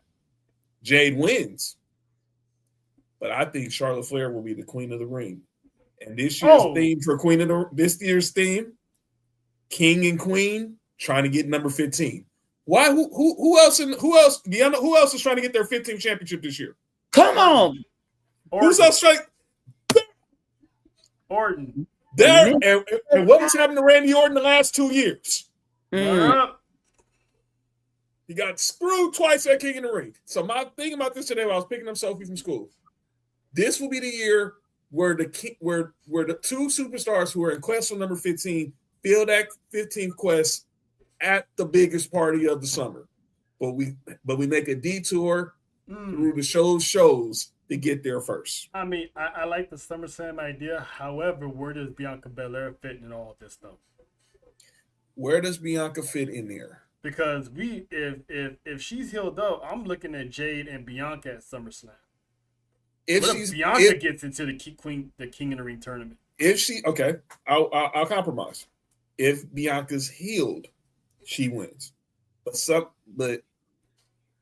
if she's not healed, then I think we get Jade. Then I think it goes Charlotte. But I think tells me Charlotte Flair is going to find some way. Charlotte Flair is going to find her way in that match at WrestleMania. I think we're putting too much stock in SummerSlam. Let's not forget we got these PLEs overseas too. That's right. Clash in Italy. We could get Charlotte and Jade for the championship. I mean, June and July is wide open. That could be one of the Saudi shows. We can still get Charlotte and Jade at one of those as well. But I'm gonna say this though, outside of Rhea, the IWC is gonna bitch and complain on whoever else wins the Elimination Chamber. Outside of Rhea. So out of everyone here, it just might be Tiffany Stratton, but I'm loving the Asuka theory. Yes, babe. Bianca, and I love that idea that Mimi just put in the comments that the crate is an extra pod. Oh boy, that'd be funny. Hold that thought, Mimi. And that would be kind of ironic too, considering who showed up last year's Elimination Chamber. Go ahead. So we gotta play off that on Monday too. So here's what I'm thinking, and this is about Miss Bianca. Okay, we got 2 PLEs that I know of that are coming up after Mania. If I got my times right.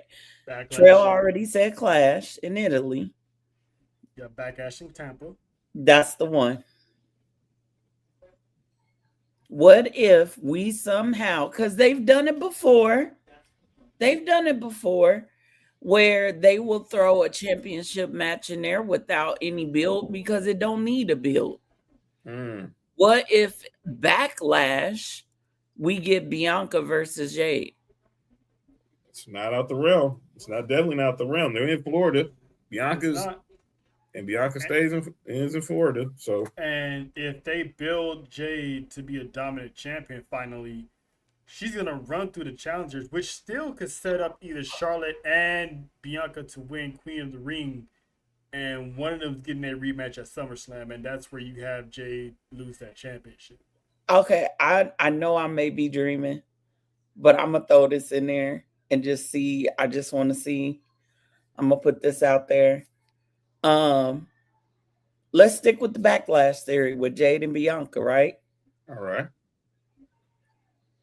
What is something last year before a certain announcement was made? We were hoping that these three women would have an epic showdown. Ooh. Oh boy. I think that's gonna happen. They can finally put the nail in the coffin at boy. SummerSlam. Oh boy. Naomi could win Queen of the Ring. Thank you. But how crazy would it be? And we've seen it happen before. It doesn't happen often, but you got Jade and Bianca standing in the ring, and either Aldis or Pierce comes out and goes, "Hey, we're adding to this." And we just hear her music hit. However they do it, that feud, that right there, that match doesn't need any build. It needs closure. It needs closure. They're going to lose their shit if that happens. Listen, man, we all thought that the Shield being champions at the same time, back to back to back, that one PLE was something. Getting this, which is something I predicted long time ago that it was going to end at SummerSlam. Mm-hmm. Having those three and other Tyler Perry Productions going at it, I would love it. I would love it. I'm gonna add this one little thing, and then I'm gonna be quiet. To know who's guilty. I'm gonna add this one little thing, and then I'm gonna be quiet. I know it's way too soon for this, but I'm gonna run with the idea that Mimi shared from Santi's app. I'm gonna run with it. How sweet would it be if it was a pod, and instead of Bianca, it was Naomi? It would be sweet, but I know it's too soon. It's Danhausen. Listen, that's the rumor. We gonna get to the box. Y'all jumped the gun here. Wait, did you say Danhausen? Hold on. Save it for later. Save it for later. We're gonna go through our theories and guesses on that one. Okay. But I got Alexa. All right, so Alexa, Asuka, and I'm just gonna pick Rhea. It still might be Tiffy. Up next, this is the one that we're finally gonna get, and that is the Women's Intercontinental Championship. Becky Lynch and one AJ Lee Mendez Brooks, whichever last name you want to give her. Mother. Becky tweets like she's on Dimension Lynch. AJ was on Rare Form the other week when she basically low key ran down the women's locker room. Sure did. Just like she did a decade ago when she did the infamous Chuck Taylor pipe bomb. Yep. This match has been stretched out long enough, considering that AJ has an extenuous part-time schedule. I'm just gonna put it out there. I got AJ finally winning the Intercontinental Championship from Becky Lynch, causing Becky to go on this serious meltdown, and she's gonna walk into Vegas as champ. Faith, you feel the same way, or you think there's gonna be some shenanigans afoot and Becky Lynch still walks out with the gold? You know, the last time I bet against Becky, it cost me dearly. Yeah, but this ain't Maxine though. Here's my thing though. It's Chicago. It's their home state. Notice I said there. Her and her husband. Will both Brookses walk out with titles? Mm-hmm. Yes. Oh, mm-hmm. Yes. Mm-hmm. Mm-hmm. Because wasn't Seth and Becky both champs when this whole feud with AJ and Punk started with Phil? I got words for you, but anyway. At Wrestlepalooza, they were both husband and wives. They were both champs. Yep, they came out there in that purple looking like. Anyway, I think this is AJ's time. My only concern is that part-time schedule. Right.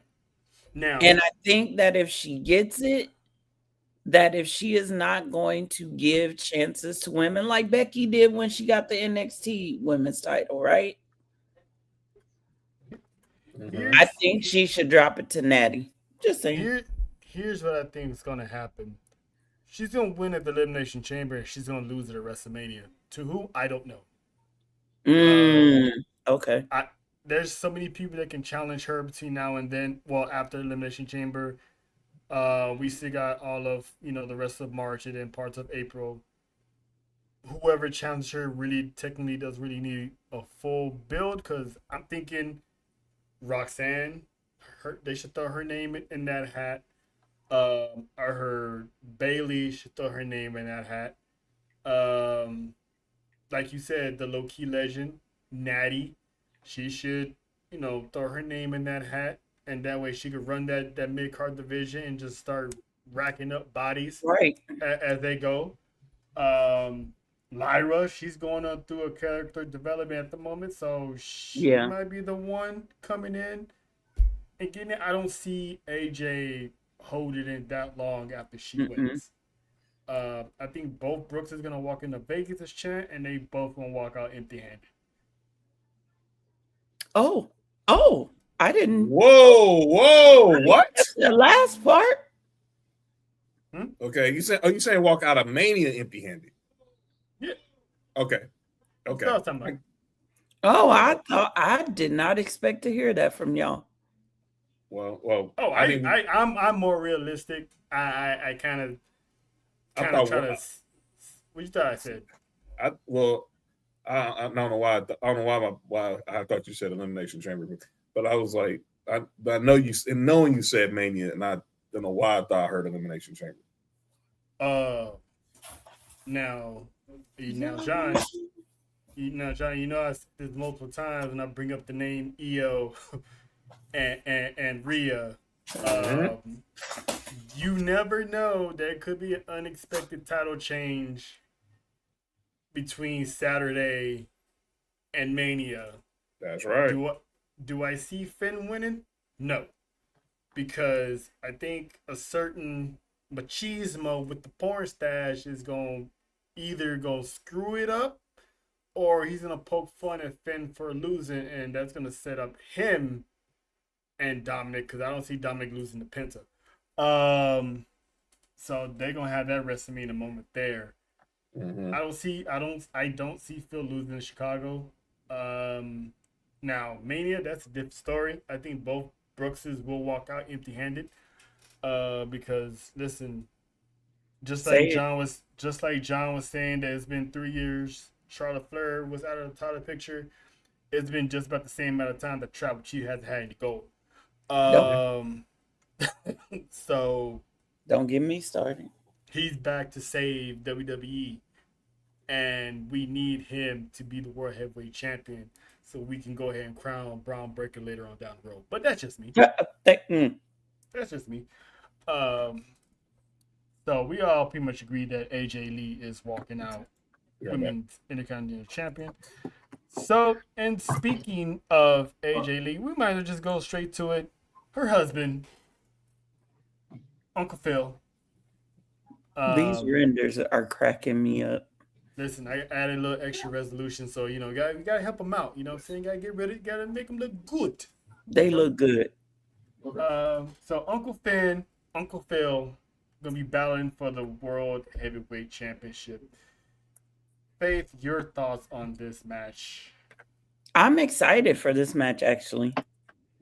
I'm actually really excited because I have been waiting, and I think a lot of people have, for Finn Balor to break free of the Judgment Day shadow a little bit more, so that he could get back to his roots, right? She changes his age every week, I swear.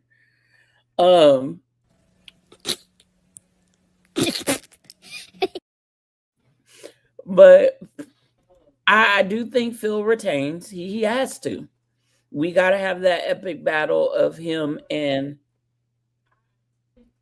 the one that we acknowledge, right? The Tribal Chief. I think it's going to be an amazing match. I think we will get wild. There will be some good pops from the crowd. I think we get that "this is awesome" chant. But I also feel like maybe we see an awakening of the demon in this match a little bit. Possible. To answer not money, to Mimi's question, I don't think Pence is gonna win. He might. Let's just say Dominic, makes a comment about Finn losing, and then Dominic loses. Mm-hmm. So those two can still go at it at WrestleMania. Finn helps him lose. That too, and let's not add, Dom also has business in AAA as well. So there's a chance he might lose his mega championship also. So that's going to add more to this feud because he's going to lose it all and Finn's going to rub it in. Like, what happened, Dom? Thought you had it under control, and we get that feud. So I'm hoping Penta wins, but if he doesn't, I'm not going to be mad because I know where it's going. If Finn doesn't win the World Heavyweight Championship, he's going to be like, why? He's going to be that one dude from Life when he's like, I might as well eat your cornbread. He's going to be like, I might just take your title. You know what else I can see happening with this match, though? Because it's something that Finn said on Monday to JD. Nessa, he's losing both titles. Get over it. Go ahead. Yes. Let it go. And shout out to JD for a smaller head. No shame. I'm not trying. I'm not trying to bring any kind of funny. He looked great on Monday, and his head was smaller. But whoa, Stu said you got a smaller head. Hey, yo. Okay, so y'all taking it. Okay. Anyway, he said something. Why I gotta get arrested? Why I gotta get arrested? That was an illegal play on the field, man. But he said something that sounded very, very, very familiar to the previous World Heavyweight Champion in the Judgment Day. I know Finn's not a World Heavyweight Champion, but what he said to JD was, I appreciate it, but I got to do this on my own. Whenever. Didn't Damien say that? Exactly. That's my point. So I think they are using that because also Rhea has said that. Her and Damien both said that before she got injured. But I think that is kind of the catalyst to say this person's on their way out of the Judgment Day. Mm-hmm. And Finn needs to be free from the Judgment Day at this point. The boy can still go. He can still go. Yes, What's wrong with money? What's wrong with money? Yep. What's wrong with money? No, because we talked about it. Is JD look great? Head reduction is insane. Yeah, I didn't know that was legal. But anyway, but yeah, I can definitely see it. That's the perfect seed plant for a face turn. When they start talking about doing it by myself, it's always like, oh, really now? Oh, okay. We're gonna find out how you can do it by yourself then. Well, and the Monday before that, if I'm not mistaken, didn't he and Liv called him out on it? Didn't he shake CM Punk's hand? He did. You did. So the seeds of the turn are already there. Mm-hmm. And oh my god! And y'all really obsessed with reducing head, huh? And didn't CM Punk stir the pot when he had all the Judgment Day in the ring and he turned his back and he still questioned if can Finn do it on his own, and Finn was like, you know what, actually I got this. So listen, man, this match is gonna pretty much almost put the nail in the coffin of a Finn Balor babyface turn, because the moment you start seeing Balor Club shirt merch, that was already a telltale sign that this man is on his way back. Well, and then where does JD go? Where does his allegiance lie? Because who brought him in? And JD was back and forth going at it with Finn. So I think they like those guys, they're just gonna break off, and Dom's gonna stick with obviously with Liv and possibly Roxanne and Big Sexy until she has enough of Liv Morgan and she breaks away from the Judgment Day, which that one is coming soon, by the way, as well. Agreed. But I'm looking forward to it, man, because Finn is definitely, and if you notice on Monday Night Raw, everybody was in Judgment Day merch except Finn. He was in his Finn Balor stuff. Just all casual, and you know, it's happening, people. The signs are there. We might see the demon in Vegas. That would be great. Hashtag And- man panties. There you go. I knew somebody was going to say it first. And then, of course, the men's Elimination Chamber. We got Bronson Reed's replacement, the one and only Jey Uso, the young OG Javon Evans, Trick Willie himself, Randy Orton, Cody Raheem Rhodes, and of course one LA 99 himself. Yeah. This is another star-studded field, but shout out to Javon and Trick. These guys are going to be representing the culture. To close out Black History Month, they qualified for the Elimination Chamber. You know, shout out to them, and shout out to Trick for making his media rounds on ESPN and all the outlets with his living pepper steppers. I mean, the man's a bona fide superstar. Yeah, he had the women in Louisville going crazy. Listen, and I'm pretty sure Lash at home, like, listen, you ain't that funny, so I'm gonna need you to relax. Well, I think Lash might talk to him about something else he said. Didn't he say that Magic? We're not going there, Faith. No. Continue, Faith. Okay. What do you say?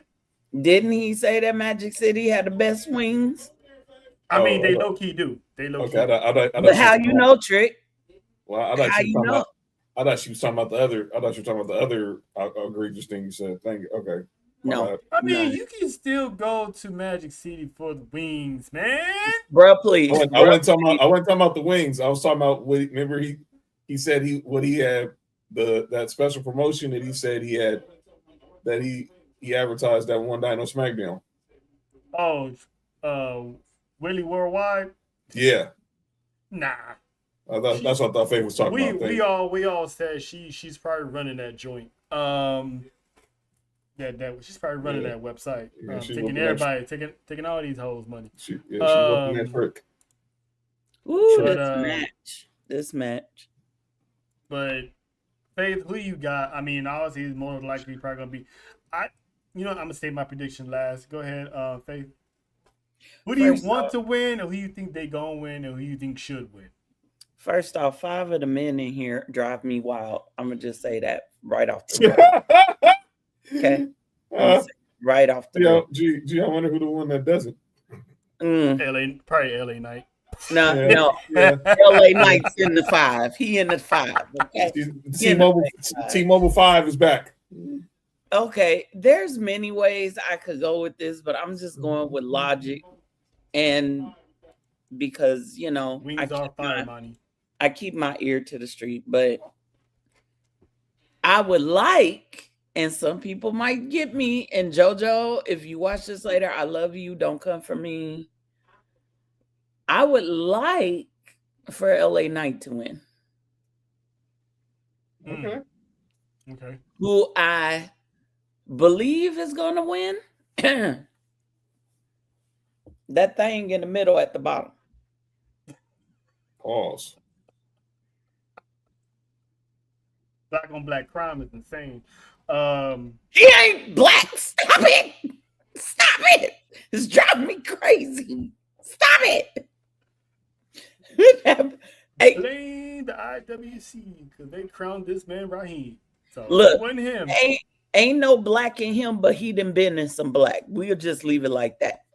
And it made him black. Go ahead. And I totally forgot he was on Wags too. So Cody is Cody's the obvious choice for a lot of reasons. One, it ain't gonna be Jay. Nope. Jay's the tag team substitute. Yeah, he's a fill-in. He's waiting for Jimmy to come back. And Jimmy, can you give us an update about come on? Anyway, young OG, he's gonna be the high flyer of the group. He's gonna take some bumps.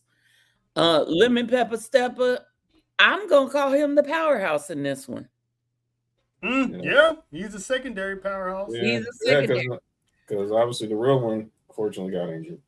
Randy's gonna end up messing up with Drew and Jacob in that whole scenario. And it leads back to what you said, Trail. So you only got two people to look at. You got LA Knight that's not necessarily tied into a storyline right now. And then you got Cody, the previous champ, who y'all better get used to Cody. That's all I'm gonna say. I mean, he's QB1. I mean, he's the main. Oh God, I almost threw up. He's the opposite of Roman Reigns. Roman Reigns is here, and the person that always in his way is gonna be Cody Rhodes. Yep. Now, for me, it's either Cody or Randy, because I still think that LA Knight is gonna answer Brock Lesnar's challenge. Why I don't know, but I think that's LA Knight's just in there to be there. Okay. He's gonna have his moment with the Beast. I don't want to 100% say Cody on the simple fact of Drew McIntyre screwed over Randy Orton. Mm-hmm. So now Randy Orton definitely wants Drew McIntyre, because now he, like John mentioned earlier in the show, he wants to reach number 15. So now Drew McIntyre has Randy Orton, Cody Rhodes, Jacob Fatu already breathing down his neck. That's 3 guys. So I somehow believe Jacob Fatu will be seen in Chicago, and he's gonna wreck shop in that match. This match? Mm-hmm. Oh, okay. Yes, I agree. I don't know, and if you see Cody and Randy Orton, the last 2 people in the Elimination Chamber, a la Crown Jewel, be on the lookout for the Samoan Werewolf. Be on the lookout. Be on the lookout for Drew McIntyre as well. So if this theory holds up, with that WWE is thinking of doing a massive multi-man for the championship, Nick Aldis is gonna have a busy night trying to figure this out. Mm-hmm. I love the way you think, because either Jacob messes it up now, or a few people are gonna Shawn Michaels their way into this match. Did you say Shawn Michaels they way? Yep. Let's not forget WrestleMania 20, when it was supposed to be Benoit and Triple H who weaseled his way into. He did. Can I piggyback off of something you said? Yeah. I love the way you think. I love how you tied that together. And I see that now, because I forget about the Brock element when I look at this match and the participants in there. And so it could, I could very well see it being Randy, because has Cody got his rematch? Did I miss that while I was gone? Nope. So there is a way that if Randy wins Elimination Chamber, that's how you get to that multi-man match for the title. Cody didn't get his rematch. Randy wins the Chamber. Jacob, because Jacob thinks any of them could have done it. Mm-hmm. We still got to solve that one. And we don't know if Randy was involved or not. And the last couple of years of the EC, somebody done broke into that chamber. Yep. That's the one, Money. Cody's going to have enough. He's going to get sick and tired of people getting into his business, screwing him over. What if somebody got took out before the chamber? I just hope it's not Javon, if that's the case. I don't think it would be. We don't need another Kofi incident. No. I don't think it would be OG or Lemon Pepper Steppers. I actually think it would be Jay. Who would take Jay out? Don't tell me it's gonna be Blood. You act like the Bloodline ain't done that before to get ahead. He's New not. Day? He's not. He's now. Someone else can take Jay out, and Jacob just so happened to be in the building, and be like, "Hey, you know what, Jacob? You gonna ruin my show anyway? Go ahead and help yourself." Yep. But then Jake will have to win the Elimination Chamber. Mm-hmm. I mean, there's a couple ways to go, but if we keep it as this, then yeah, I could see Randy. Because the reason why I said it, because what other reason does Drew McIntyre have of attacking Randy Orton? They have not intertwined themselves at all for a while, ever since he got dropped that RKO a while back. Right. They never. So why is he messing with Randy Orton now? But they're adding people to this. I think Drew's a liar, and I can go into that at another time. Not liar, Drew. He's been telling the truth the whole time. Drew McIntyre lied? No. Yeah. I think he lied, y'all. I think he's a liar because of something he said when he was standing in that suite. Something with a particular phrase that connected to what happened to Jacob in the area of which the injury occurred. Didn't he tell Jacob, "You all bark, no bite"? And then he started laughing. Oh.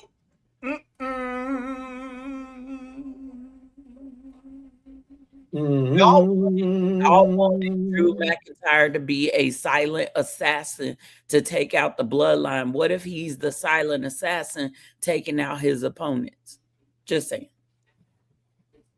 Drew don't want to deal with Jacob. He's been showing us that. Mm-hmm. And he's getting tired of Cody. He's getting tired of Cody. And then now he stuck his nose in Randy's business, so now Randy's gonna be coming after him. Yep. This might end up being a fatal 4-way. By the way, who stood there and didn't help Drew when Jacob was open Drew's ass? It was Randy.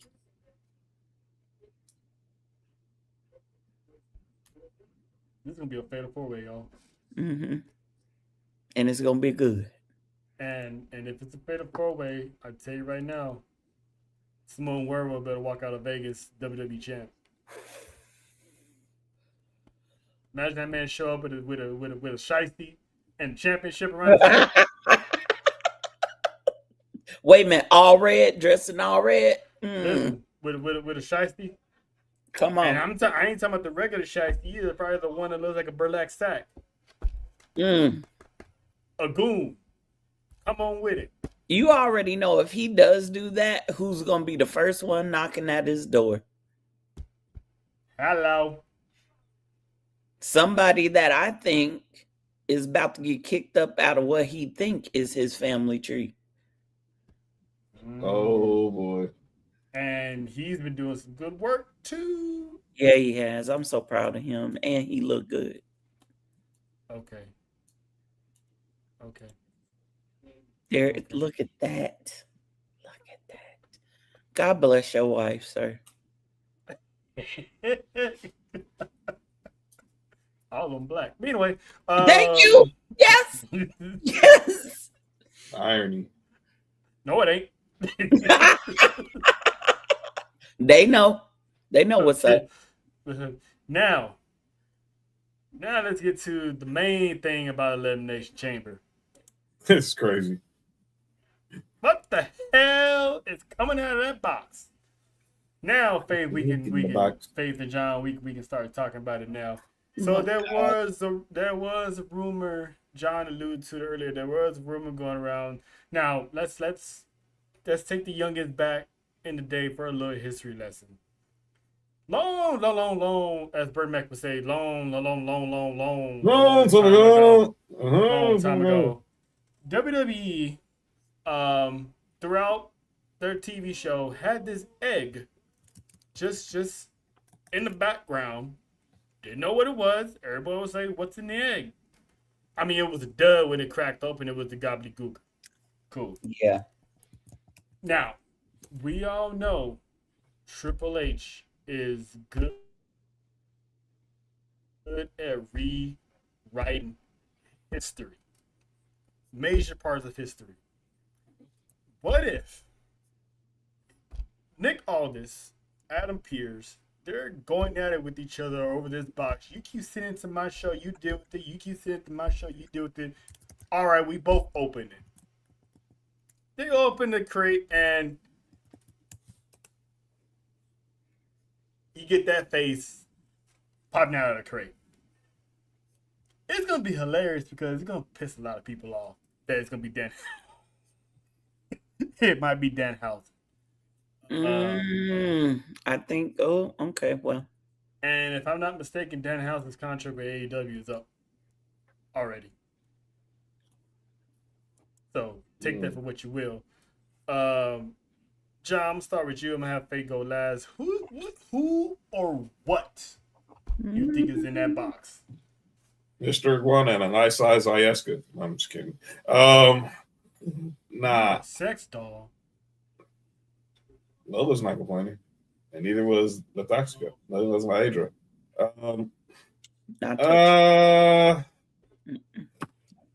What's in this crate? I really don't know, because obviously we can't. The Jericho theory is dead because his contract's on ice. Could it be? It's not Oba. It's not Royce Keys. We've seen them in multiple facets outside of in WWE already.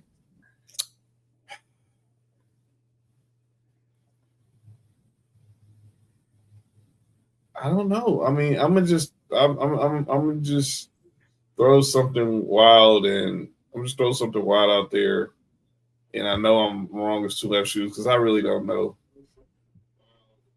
What the heck if it's The Rock in there? I'm just gonna say that. What if it's The Rock? And Cody Cody is obviously won the chamber.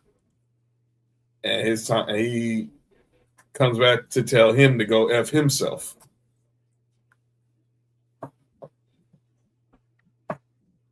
Because I have no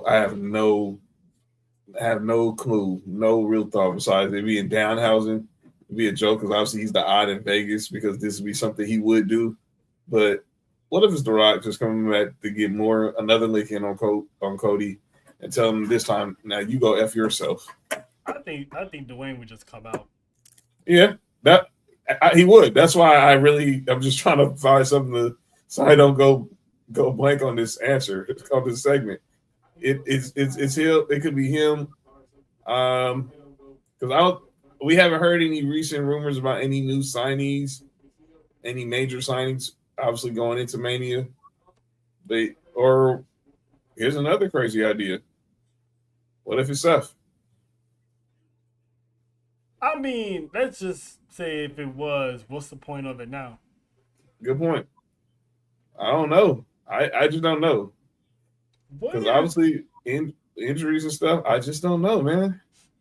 What if it's that guy from New Japan that's rumored to sign with WWE, Evil? That was my number 3. You just took my number 3. Okay.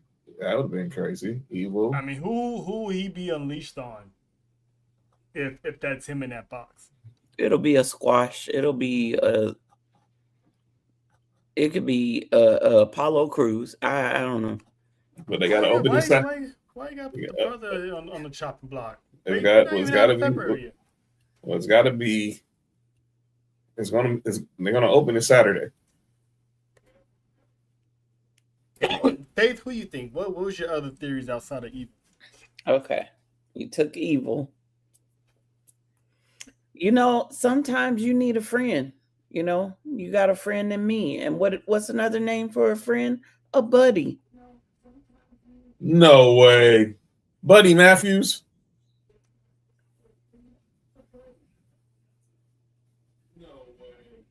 Where was the crate last? What show was the crate last on? Raw. Who connected the buddies on Raw?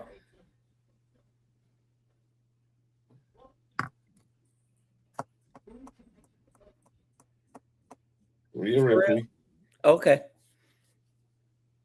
If Rhea somehow wins Elimination Chamber and gets that title off Jay, that means that Rhea has to go to SmackDown, right? Mhm. Which is long overdue. I've been saying that for a good year. And Rhea has been interacting with a certain someone who I am praying is bringing back the House of Black. Damian Priest. And Aleister Black. Well, Alistair had the best of both. He's gonna be at Cosm in Dallas that day. No. I'm not saying Okay. I get what you're saying. Okay, I got you. I'm saying if Rhea goes to SmackDown, we know WWE will keep couples together on the same shows. That's definitely true. If Buddy's in that box, he's going to SmackDown, which would fuel my hopes of him and Aleister rebuilding the House of Black. So that's just one.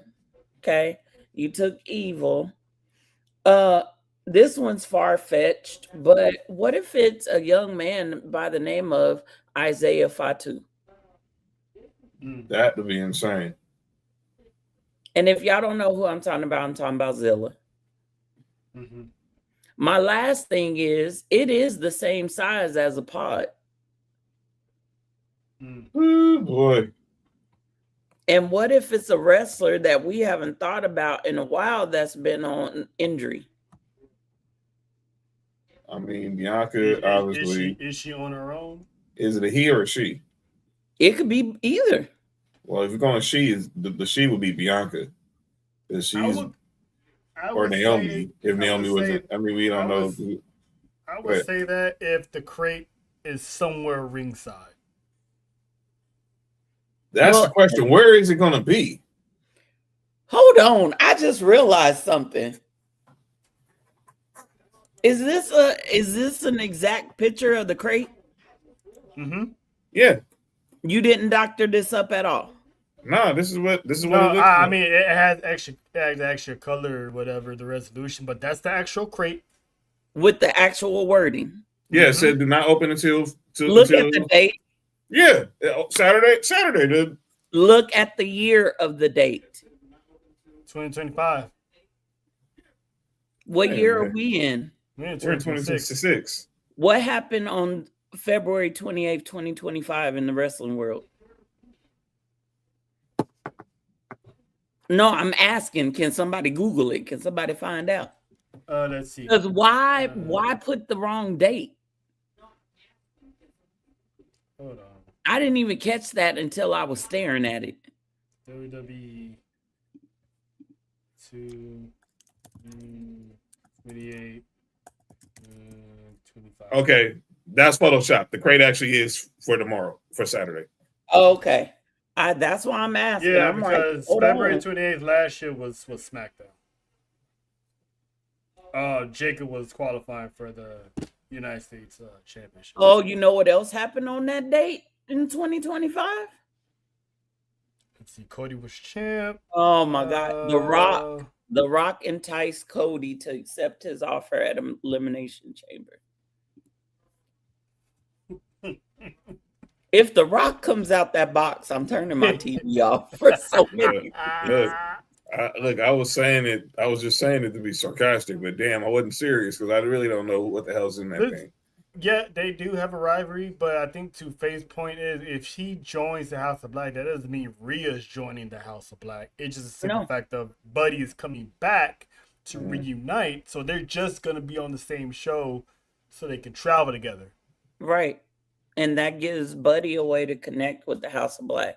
I mean, we could all be wrong and it not even be a person. What if it's championship? It could be a championship. Or what if it's the debut of a new PLE? I was about to say a joke, but it's corny as hell, and I stopped myself. We've told many corny jokes, so you might as well get yours off. I mean, you got Money in the Bank. What about Money in the Box? I'm done. Money. Are you good? That's what they had in Magic City. But anyway, it could be Kane. I don't know. It's gotta be Kane. It's gotta be Kane. But that's what I think. Buddy or Zilla. Well, I don't know if it's gonna be Zilla because there's no Samoans really in action on Saturday, is there? Oh well, there's Besides Jay, but unless he's He's winning, just a filler, though. yeah. So there's really no Samoan stuff at the end. But you know, that's pretty much the Elimination Chamber. That's all going down this weekend. Looking forward to it. I'm actually excited to see what's going to happen because we're going to see if some of these theories hold up and our answers will get our questions will get answered. But usually, John, on those segments, I always, you know how I am about lists. Mm-hmm. You just make the list. Like some of these lists have been ridiculous and makes no sense, but this one, it's not on this is what we're doing nor an acknowledgement because I want to get you guys' thoughts on this list. And it's kind of funny how this list is because is it disrespectful or is it facts? Now really think about it. So this is the list. Top 10 WWE superstars that have no aura at all. Oh, that's dumb shit. Number 10, Cruz del Toro, right? Yeah, no Number aura. 9, Jack Swagger. Let's That's call it list. for what it is. The man really didn't have no aura at all, right? Yeah. People might say this is disrespectful, but it could be true. Shelton Benjamin. That's not talented. right. Does he really have aura? He was talented as hell. Talent and aura are two different things. Exactly. Noam Dar. He has some aura. Mm. If you go to Scott, that's why they call him Scotty Supernova. They don't call him Scotty Supernova for nothing. But he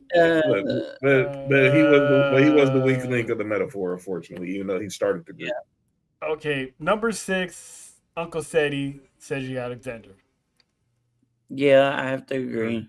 Sorry, Swole. Number 5, Mustafa Ali. He could have had aura. That Iron Man entrance was dope as hell. Hey, we saw him at House of Glory. He talks.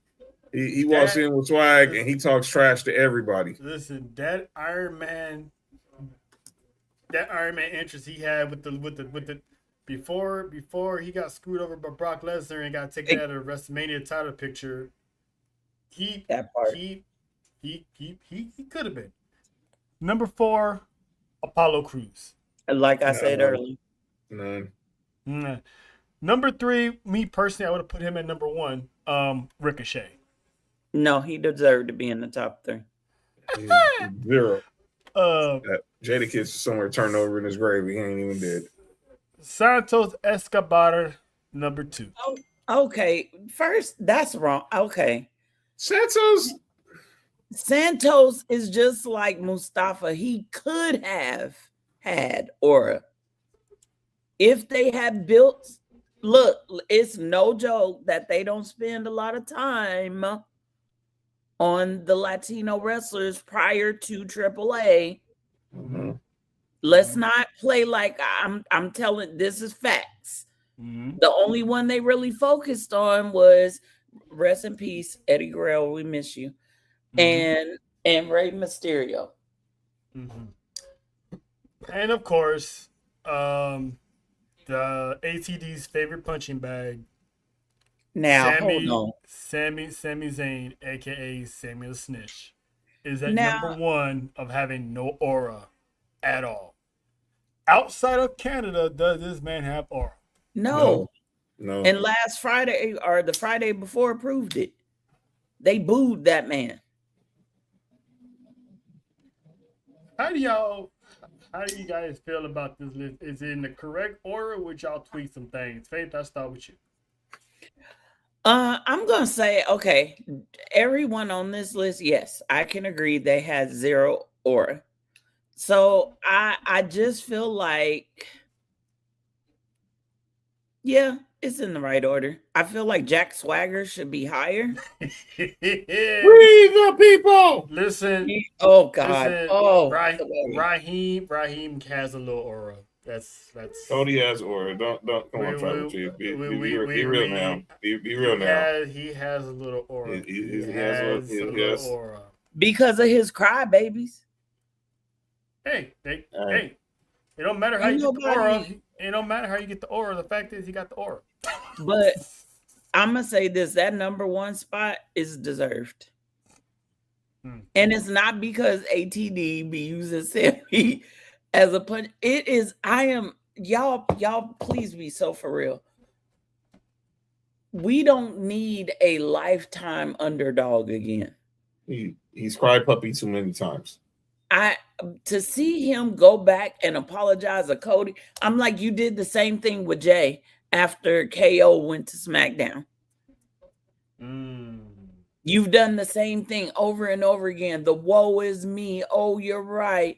Blah, blah, blah. Y'all know what y'all should have done, WWE? You should have kept a certain pairing of a husband and wife, let him flip Sammy, and let them become a tag team, and all would have been right in the world. Well, it's funny you mentioned that certain husband. He got a text from Paul Heyman in the middle of an interview.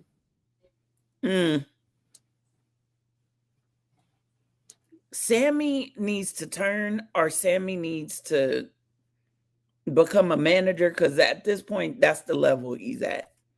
Maybe I have to speak to the manager. I'm just so over the underdog, and one day I'm going to get what I want. Either flip and slap the hell out of somebody or go home. I'm sorry, Sammy. Your run, your biggest run of your whole career was as the honorary Uso. It's a mess up list, though. And even then, he didn't really have aura either. That's just called for what it is. He's funny, but I saw that list and thought it was who crazy. Posted that? I forgot. I'm not gonna lie to you. Yeah, that's a hilarious list. Too hilarious. Well, you already know what time it is. Let's not delay any longer. Let's just get it. This is what we doing. We doing this, but we doing. I made this song. You like it or what? How about new? How about new? All right. So there's a lot of things I always see on the internet that makes no sense, and I gotta, and this time it's not a list. This one is actually a person. And if JoJo and Nessa were here right now, they would clock it with me, but for other reasons. But this one, I had to stop and think for a second and question her motives of why she said this. Nikki Bella. Yeah. There we go. Here we go. What are we doing, Nikki? She was on the Bella Twins were recently on the Impulsive podcast not too long ago. And she had her thoughts about the men and women's division, right? So the top half of this, I actually agree with her. I'm not gonna lie. She was like, the women's division is incredible. No offense, I think the women's division is better than the men. Overall, for the women, it's the best ever because of the opportunities given. I'm not mad at that. She's actually spot on around the money. If you want to put the women's division ahead of the men, I'm not mad at you, because we've said it multiple times here on this show that the women have been putting in the work. That's right. And it's been shown. And we always gonna be advocates for the women. But then the second half of this, I had to stop and think to myself, oh, what the hell is she talking about? She said we need to build more stars overall, especially for the men, especially seeing how many are going into retirement soon. To lose AJ Styles so quickly, that was crazy sad. John Cena is gone. You look at some of the other top stars' ages, and you're like, oh, wow. I'm gonna throw some names out. Carmelo Hayes, is he not a star? Yep. Trick Williams, is he not a star? Mm-hmm. Yep. Jacob Fatu, is he not a star? Yep. Come on. By the way, AJ was the one who told Jacob stop wearing the shirt in the ring. Ilya Dragunov. Come on. Shout out to the dungeon. Solo Sequoia. Come on. See, Trick Williams. you said Trick already. I did. You sure? Yeah. The ruler. Obafemi. Javon Evans. Yes. Penta. Yes. Come on. Hell, even the Americanos. Yeah. The Starbucks crew. What is she talking about? They got the stars already built. She backtracked quickly after she said that too. Like, hello, LA Knight. Yeah. Excuse me. They don't have stars. Why were you acting like this chick ain't a ditz? I'm sorry.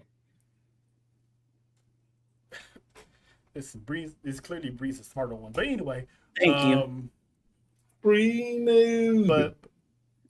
But seriously, why you sound like a obnoxious white dude from the valley? That's what it says. That's what it sounds like. Pre-made. That's what it sounds like, dude. Like, let me a grande americano. Hold the cano. Gracias. Rayo. Bravo. I love how she still mentions John like they still. Anyway. I mean, John is gone. Me to judge. John Cena is gone. But it's like WWE got stars in place. I haven't even mentioned Braun Breaker. Bronson Reed. She don't know Logan Paul. Knows. She gets on his show. That's a star. I know he felt offended afterwards. Had to be. It's like Nikki, just stick to your podcast. So Cooper, did you not say what's up? I wish you all success on your podcast, being fellow podcasters. Yes. But if you're gonna say something like that, at least watch the product. Please. Oh, come on. Because the stars are there. Come on. And they're being built as we speak, and they're right in front of your eyes, getting pushed. They're in these Elimination Chamber matches. They're having spots at the Royal Rumble. Oh, look, the moment you say Nikki Bella, look who popped into the chat. The man with Nah, stand down, Dale, please. Stand down, Dale. We're doing you a favor. Stand down. We're doing you a favor, Dale. Listen to the homies. Stand down. Don't be the rat that's all the cheese on the track. we don't know what you're talking about. But all them people I listed, man, those are the stars. So what is Nikki talking about, man? Oh, here we go. See? Dale, you started something, dog. See? Out to JT in the building. AJ and prayers out to JT. Hey, JT, shouldn't you be on YouTube, not Twitter? Anyway, oh,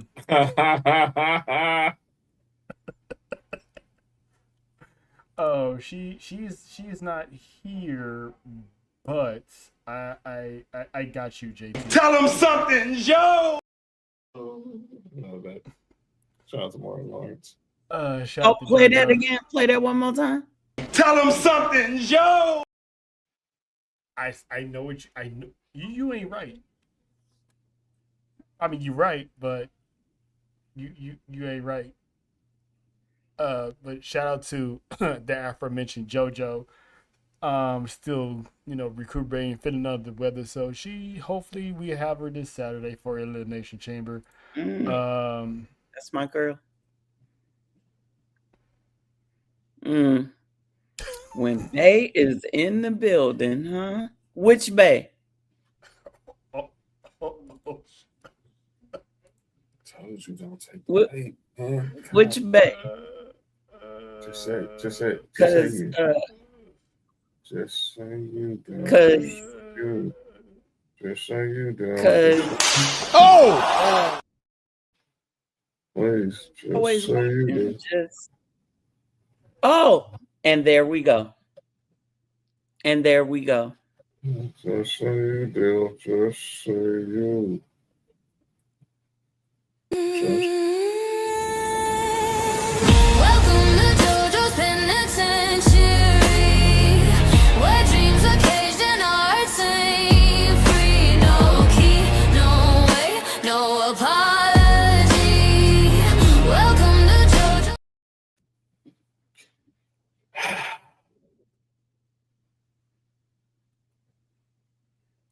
No. Mm-mm. Mm-mm. Nope.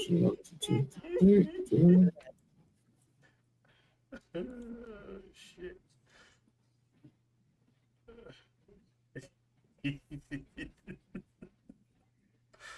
He said what he said. Moving on. Man. Yeah. Oos tried to tell you. You wasn't listening. I know, Dale. I know. And we know who's going to be in the comments tomorrow during Best in the World.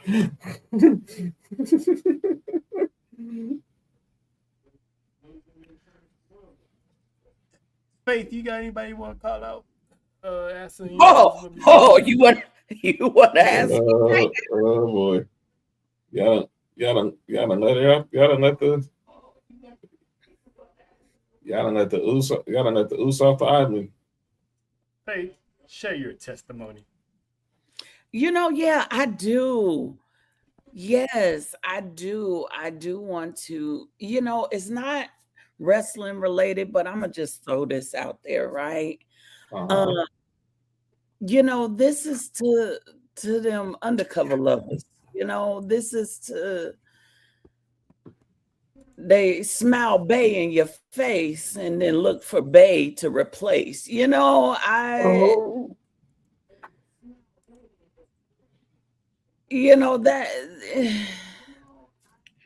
the chaos you are trying to bring, sir, or madams, because I'm not pointing out anyone specifically. Hashtag best in the world, right? You step away to try to better you, and then you start seeing trickles of things. You see a little something here, a little flirty here, a little no mention of your name anymore.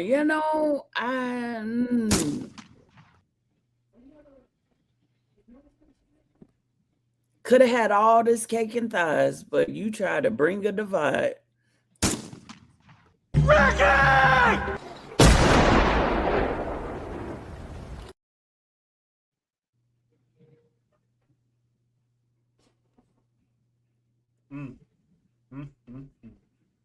My lord, my lord, my lord. I guess you want the Dark Queen again, because obviously you ain't get enough. And basically what she trying to You fuck ass bitch! You fuck ass bitch! Well, we know where Dale's seat is. Huntrell. Ejectocito, cut! Applications for a new king are open immediately. Hit me up at Erica Phillips 79 on Twitter to submit your application.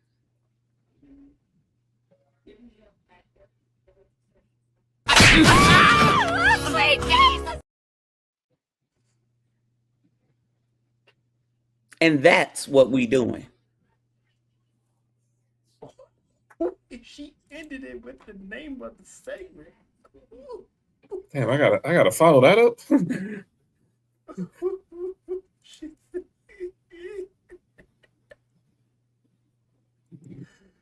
Let's send some flowers tomorrow. AKA.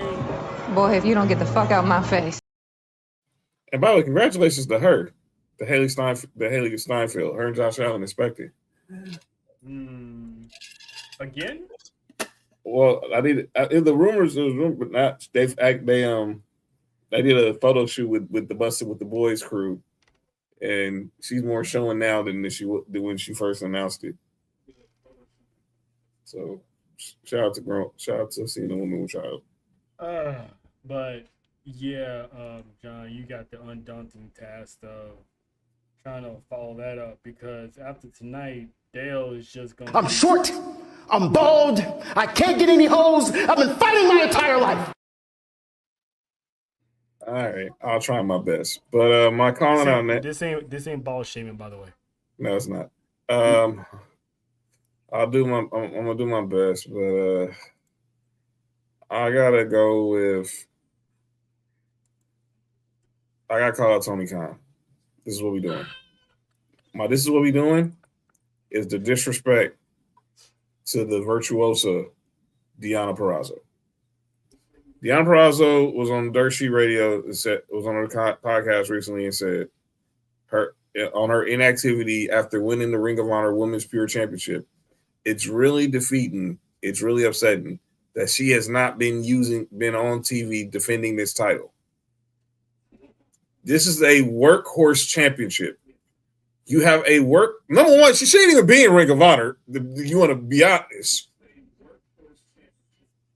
Let's not even get me started on that alone. Why the hell is Deonna Purrazzo in Ring of Honor? That is the virtuosa. That is a former a TNA Knockout World Champion. Put some respect on that woman's name. But you gonna put her to try to be the face of a mid-card division, and you're not even using her. What we doing? If you're gonna treat her like Britt Baker, all right, Anna Jay, let her go.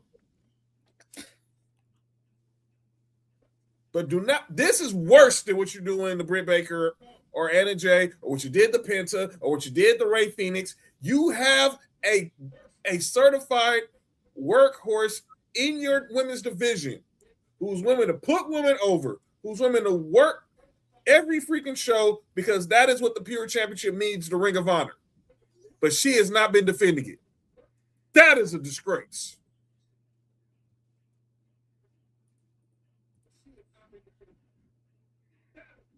I tried my best to go after Faith, but damn, what we doing, dude? Come on, man.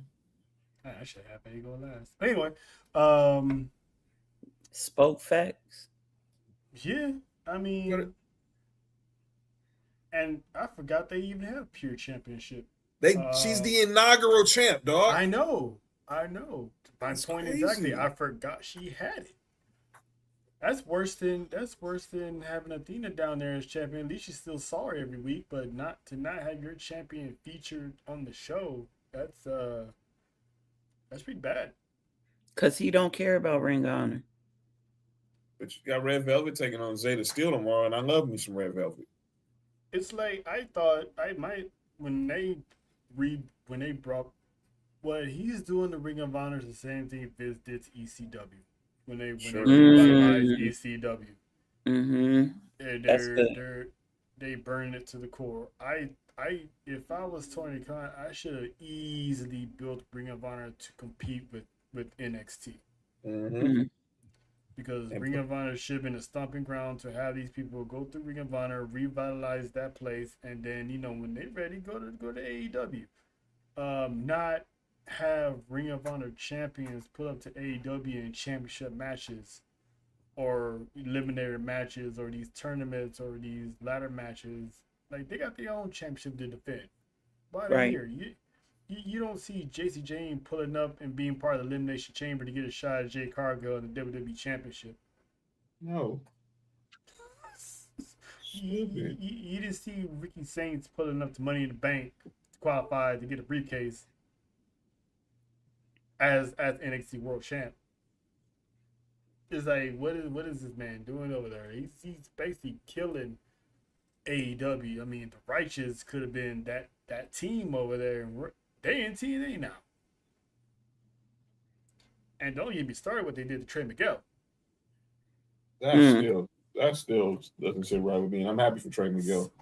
And you don't stand with me forever. Britt Baker has not been seen since she had that feud with Serena Deeb. Where is Serena Deeb?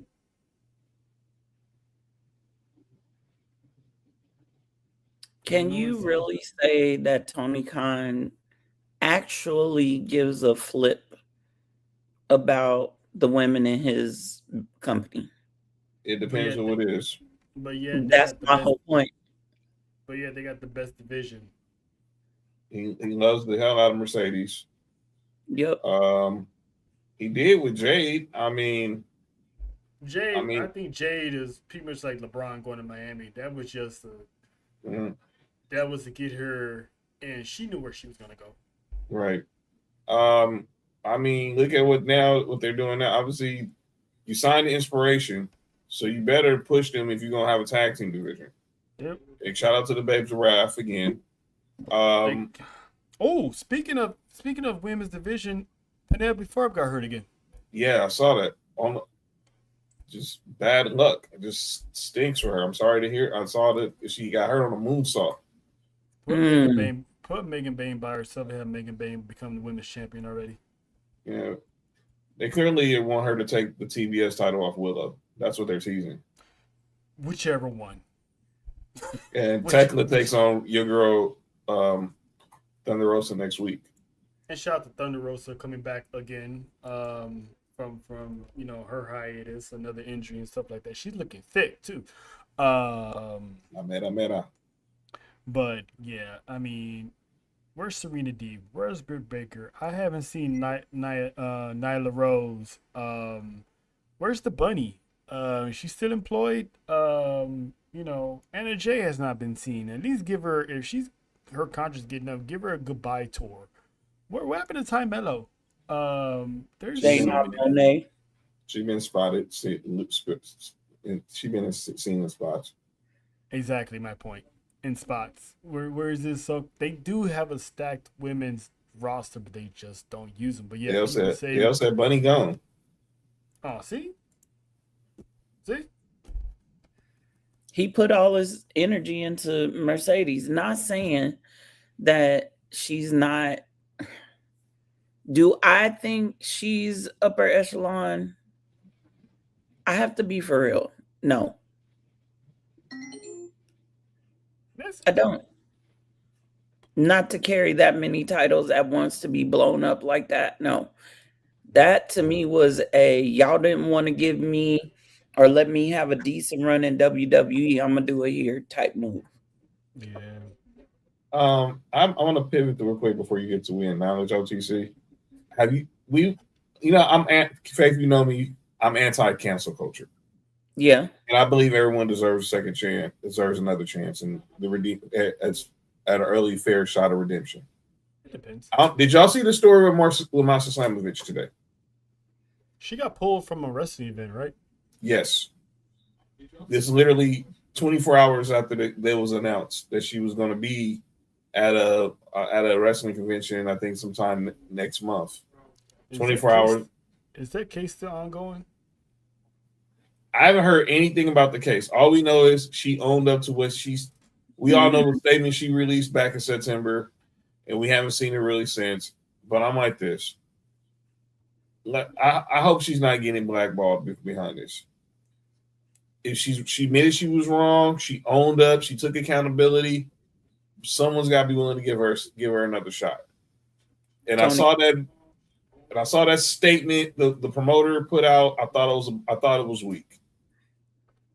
You knew what was going on with her when y'all put her on the program. When y'all put her on with people like Orange Cassidy and et cetera, other AEW superstars who are going to be at this convention. I just hope eventually she gets her shot to get back in the ring, because clearly we would have seen her in NXT with the partnership, but now she's been pretty much ghosted. Mm-hmm. Now, I'm gonna ask a question. Does she deserve the first shot? Yes. But if this was a dude, how many females would feel the same way?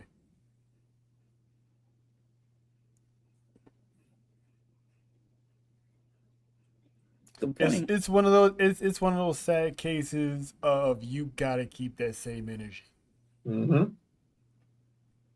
And because there's like Jonathan Majors owned up to it, he really hasn't really done much. Trey Miguel, same thing. Um, Exactly now when. that now it's happening to a woman, and it's like, unfortunately, this is what men, when they try to change, there's women out there that still label, guys, this and that, no matter how much he changed and now how much he owned up to it. Now it's happened to a female, so we have to take it in account of, would a man get the same respect? Mhm. So I get what you're saying, and I agree, but it's like it's gonna be the same way, because then people gonna be like, well, you guys are up in arms about this, so if a woman gotta go through it, so be. I do hope she finds a job and all gets cleared and all that stuff. Because the woman was great. I mean, she would have been a big part of that whole NXT takeover with TNA.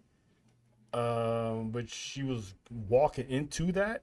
Mm-hmm. So, and it just happens, man. Like, it's a sad situation. So we just gotta remember there's two sides of both coins. So we Yeah. have to honor that, and hopefully, it blows over, and they're more forgiving on the ladies. But it's one of those equal rights things. Does that comes into play? Does everything needs to be equal rights? I think I think she will find work. I think she's just got to give this a little bit more time to just rest. But I could see her. I mean, she came from TNA after this whole thing came out, right? Yes. She's now back on the indies, I'm assuming. She made one indie appearance since this whole thing happened. I Tony Khan could reach out to her to give her a chance. I mean, anything can happen. And I get your point too, Trill. Like, if this was a man that owned up to act like she did, he would be getting mad disrespected.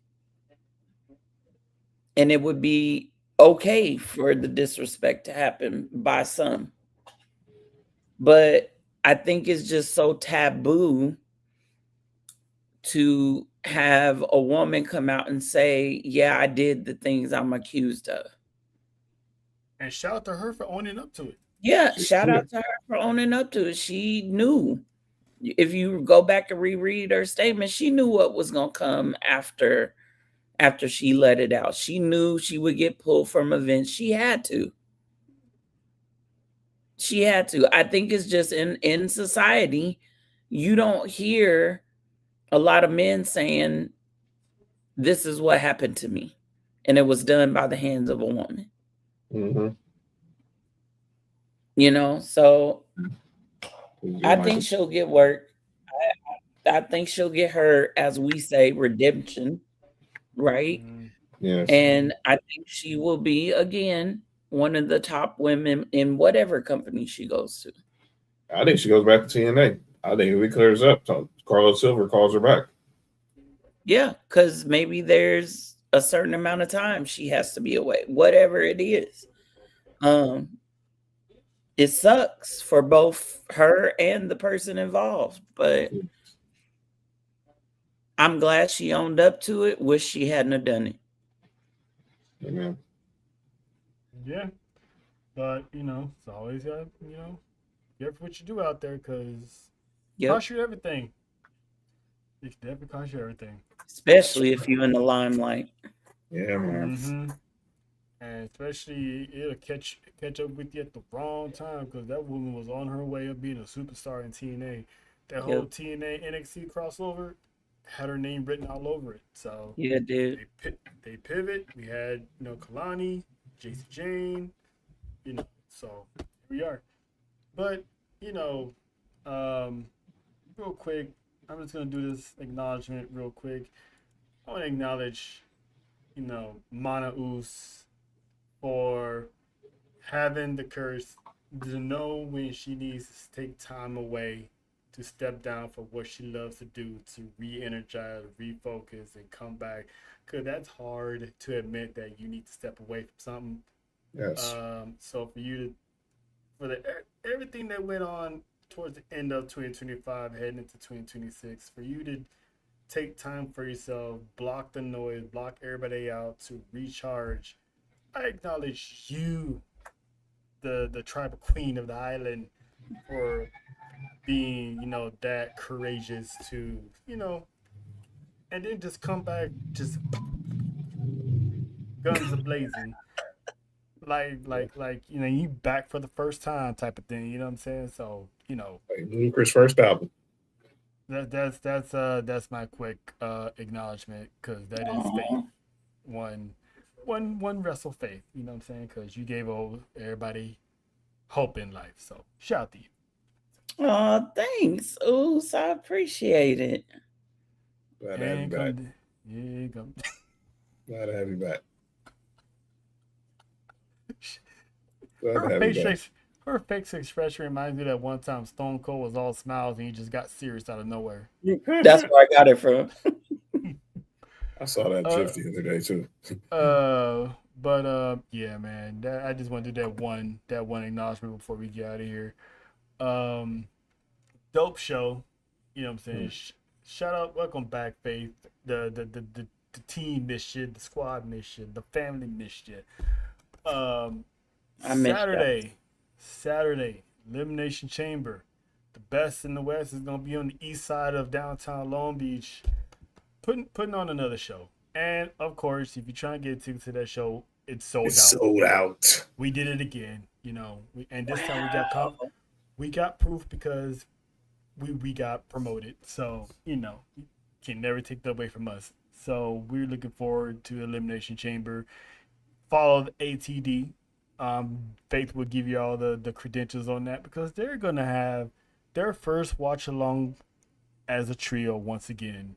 So look out for all the shenanigans and tomfoolery and anything that's gonna happen on the island, because you just never know. There might be another chicken somewhere.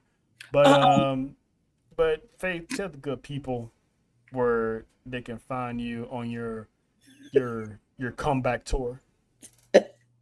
You just had to bring up that damn ticket. Well, you can find me, the tribal chiefess, Monty, the wise woman, aka Leslie P.S. Hayes, and myself, the final boss, Sunday on our YouTube channel, Acknowledge the Dynasty. You can follow us on Twitter at ATD Podcast 23. We are also on Instagram. We are also on the Tick of Talk. Okay. So please, if you are not here, be there. Come to the island where we give out whole chickens with every PLE attendance. Thank you. and that is that. Also, I will be on the Best in the World podcast with Dale and the crew tomorrow. They also will go over this week in wrestling, of course, give their Elimination Chamber predictions and stuff like that. Wait, hold on. Wait a minute. She did it. So one time. Accusations! Accusations! These are not accusations. This is False accusations. And furthermore, where the hell is Keith Lee too, by the way? Got me upset all over again just thinking, man, dude. Sports for You Friday, Yes. Get your caught up on the sports, and you'll hear another John rant about the Los Angeles Lakers. Oh yes, you sure will.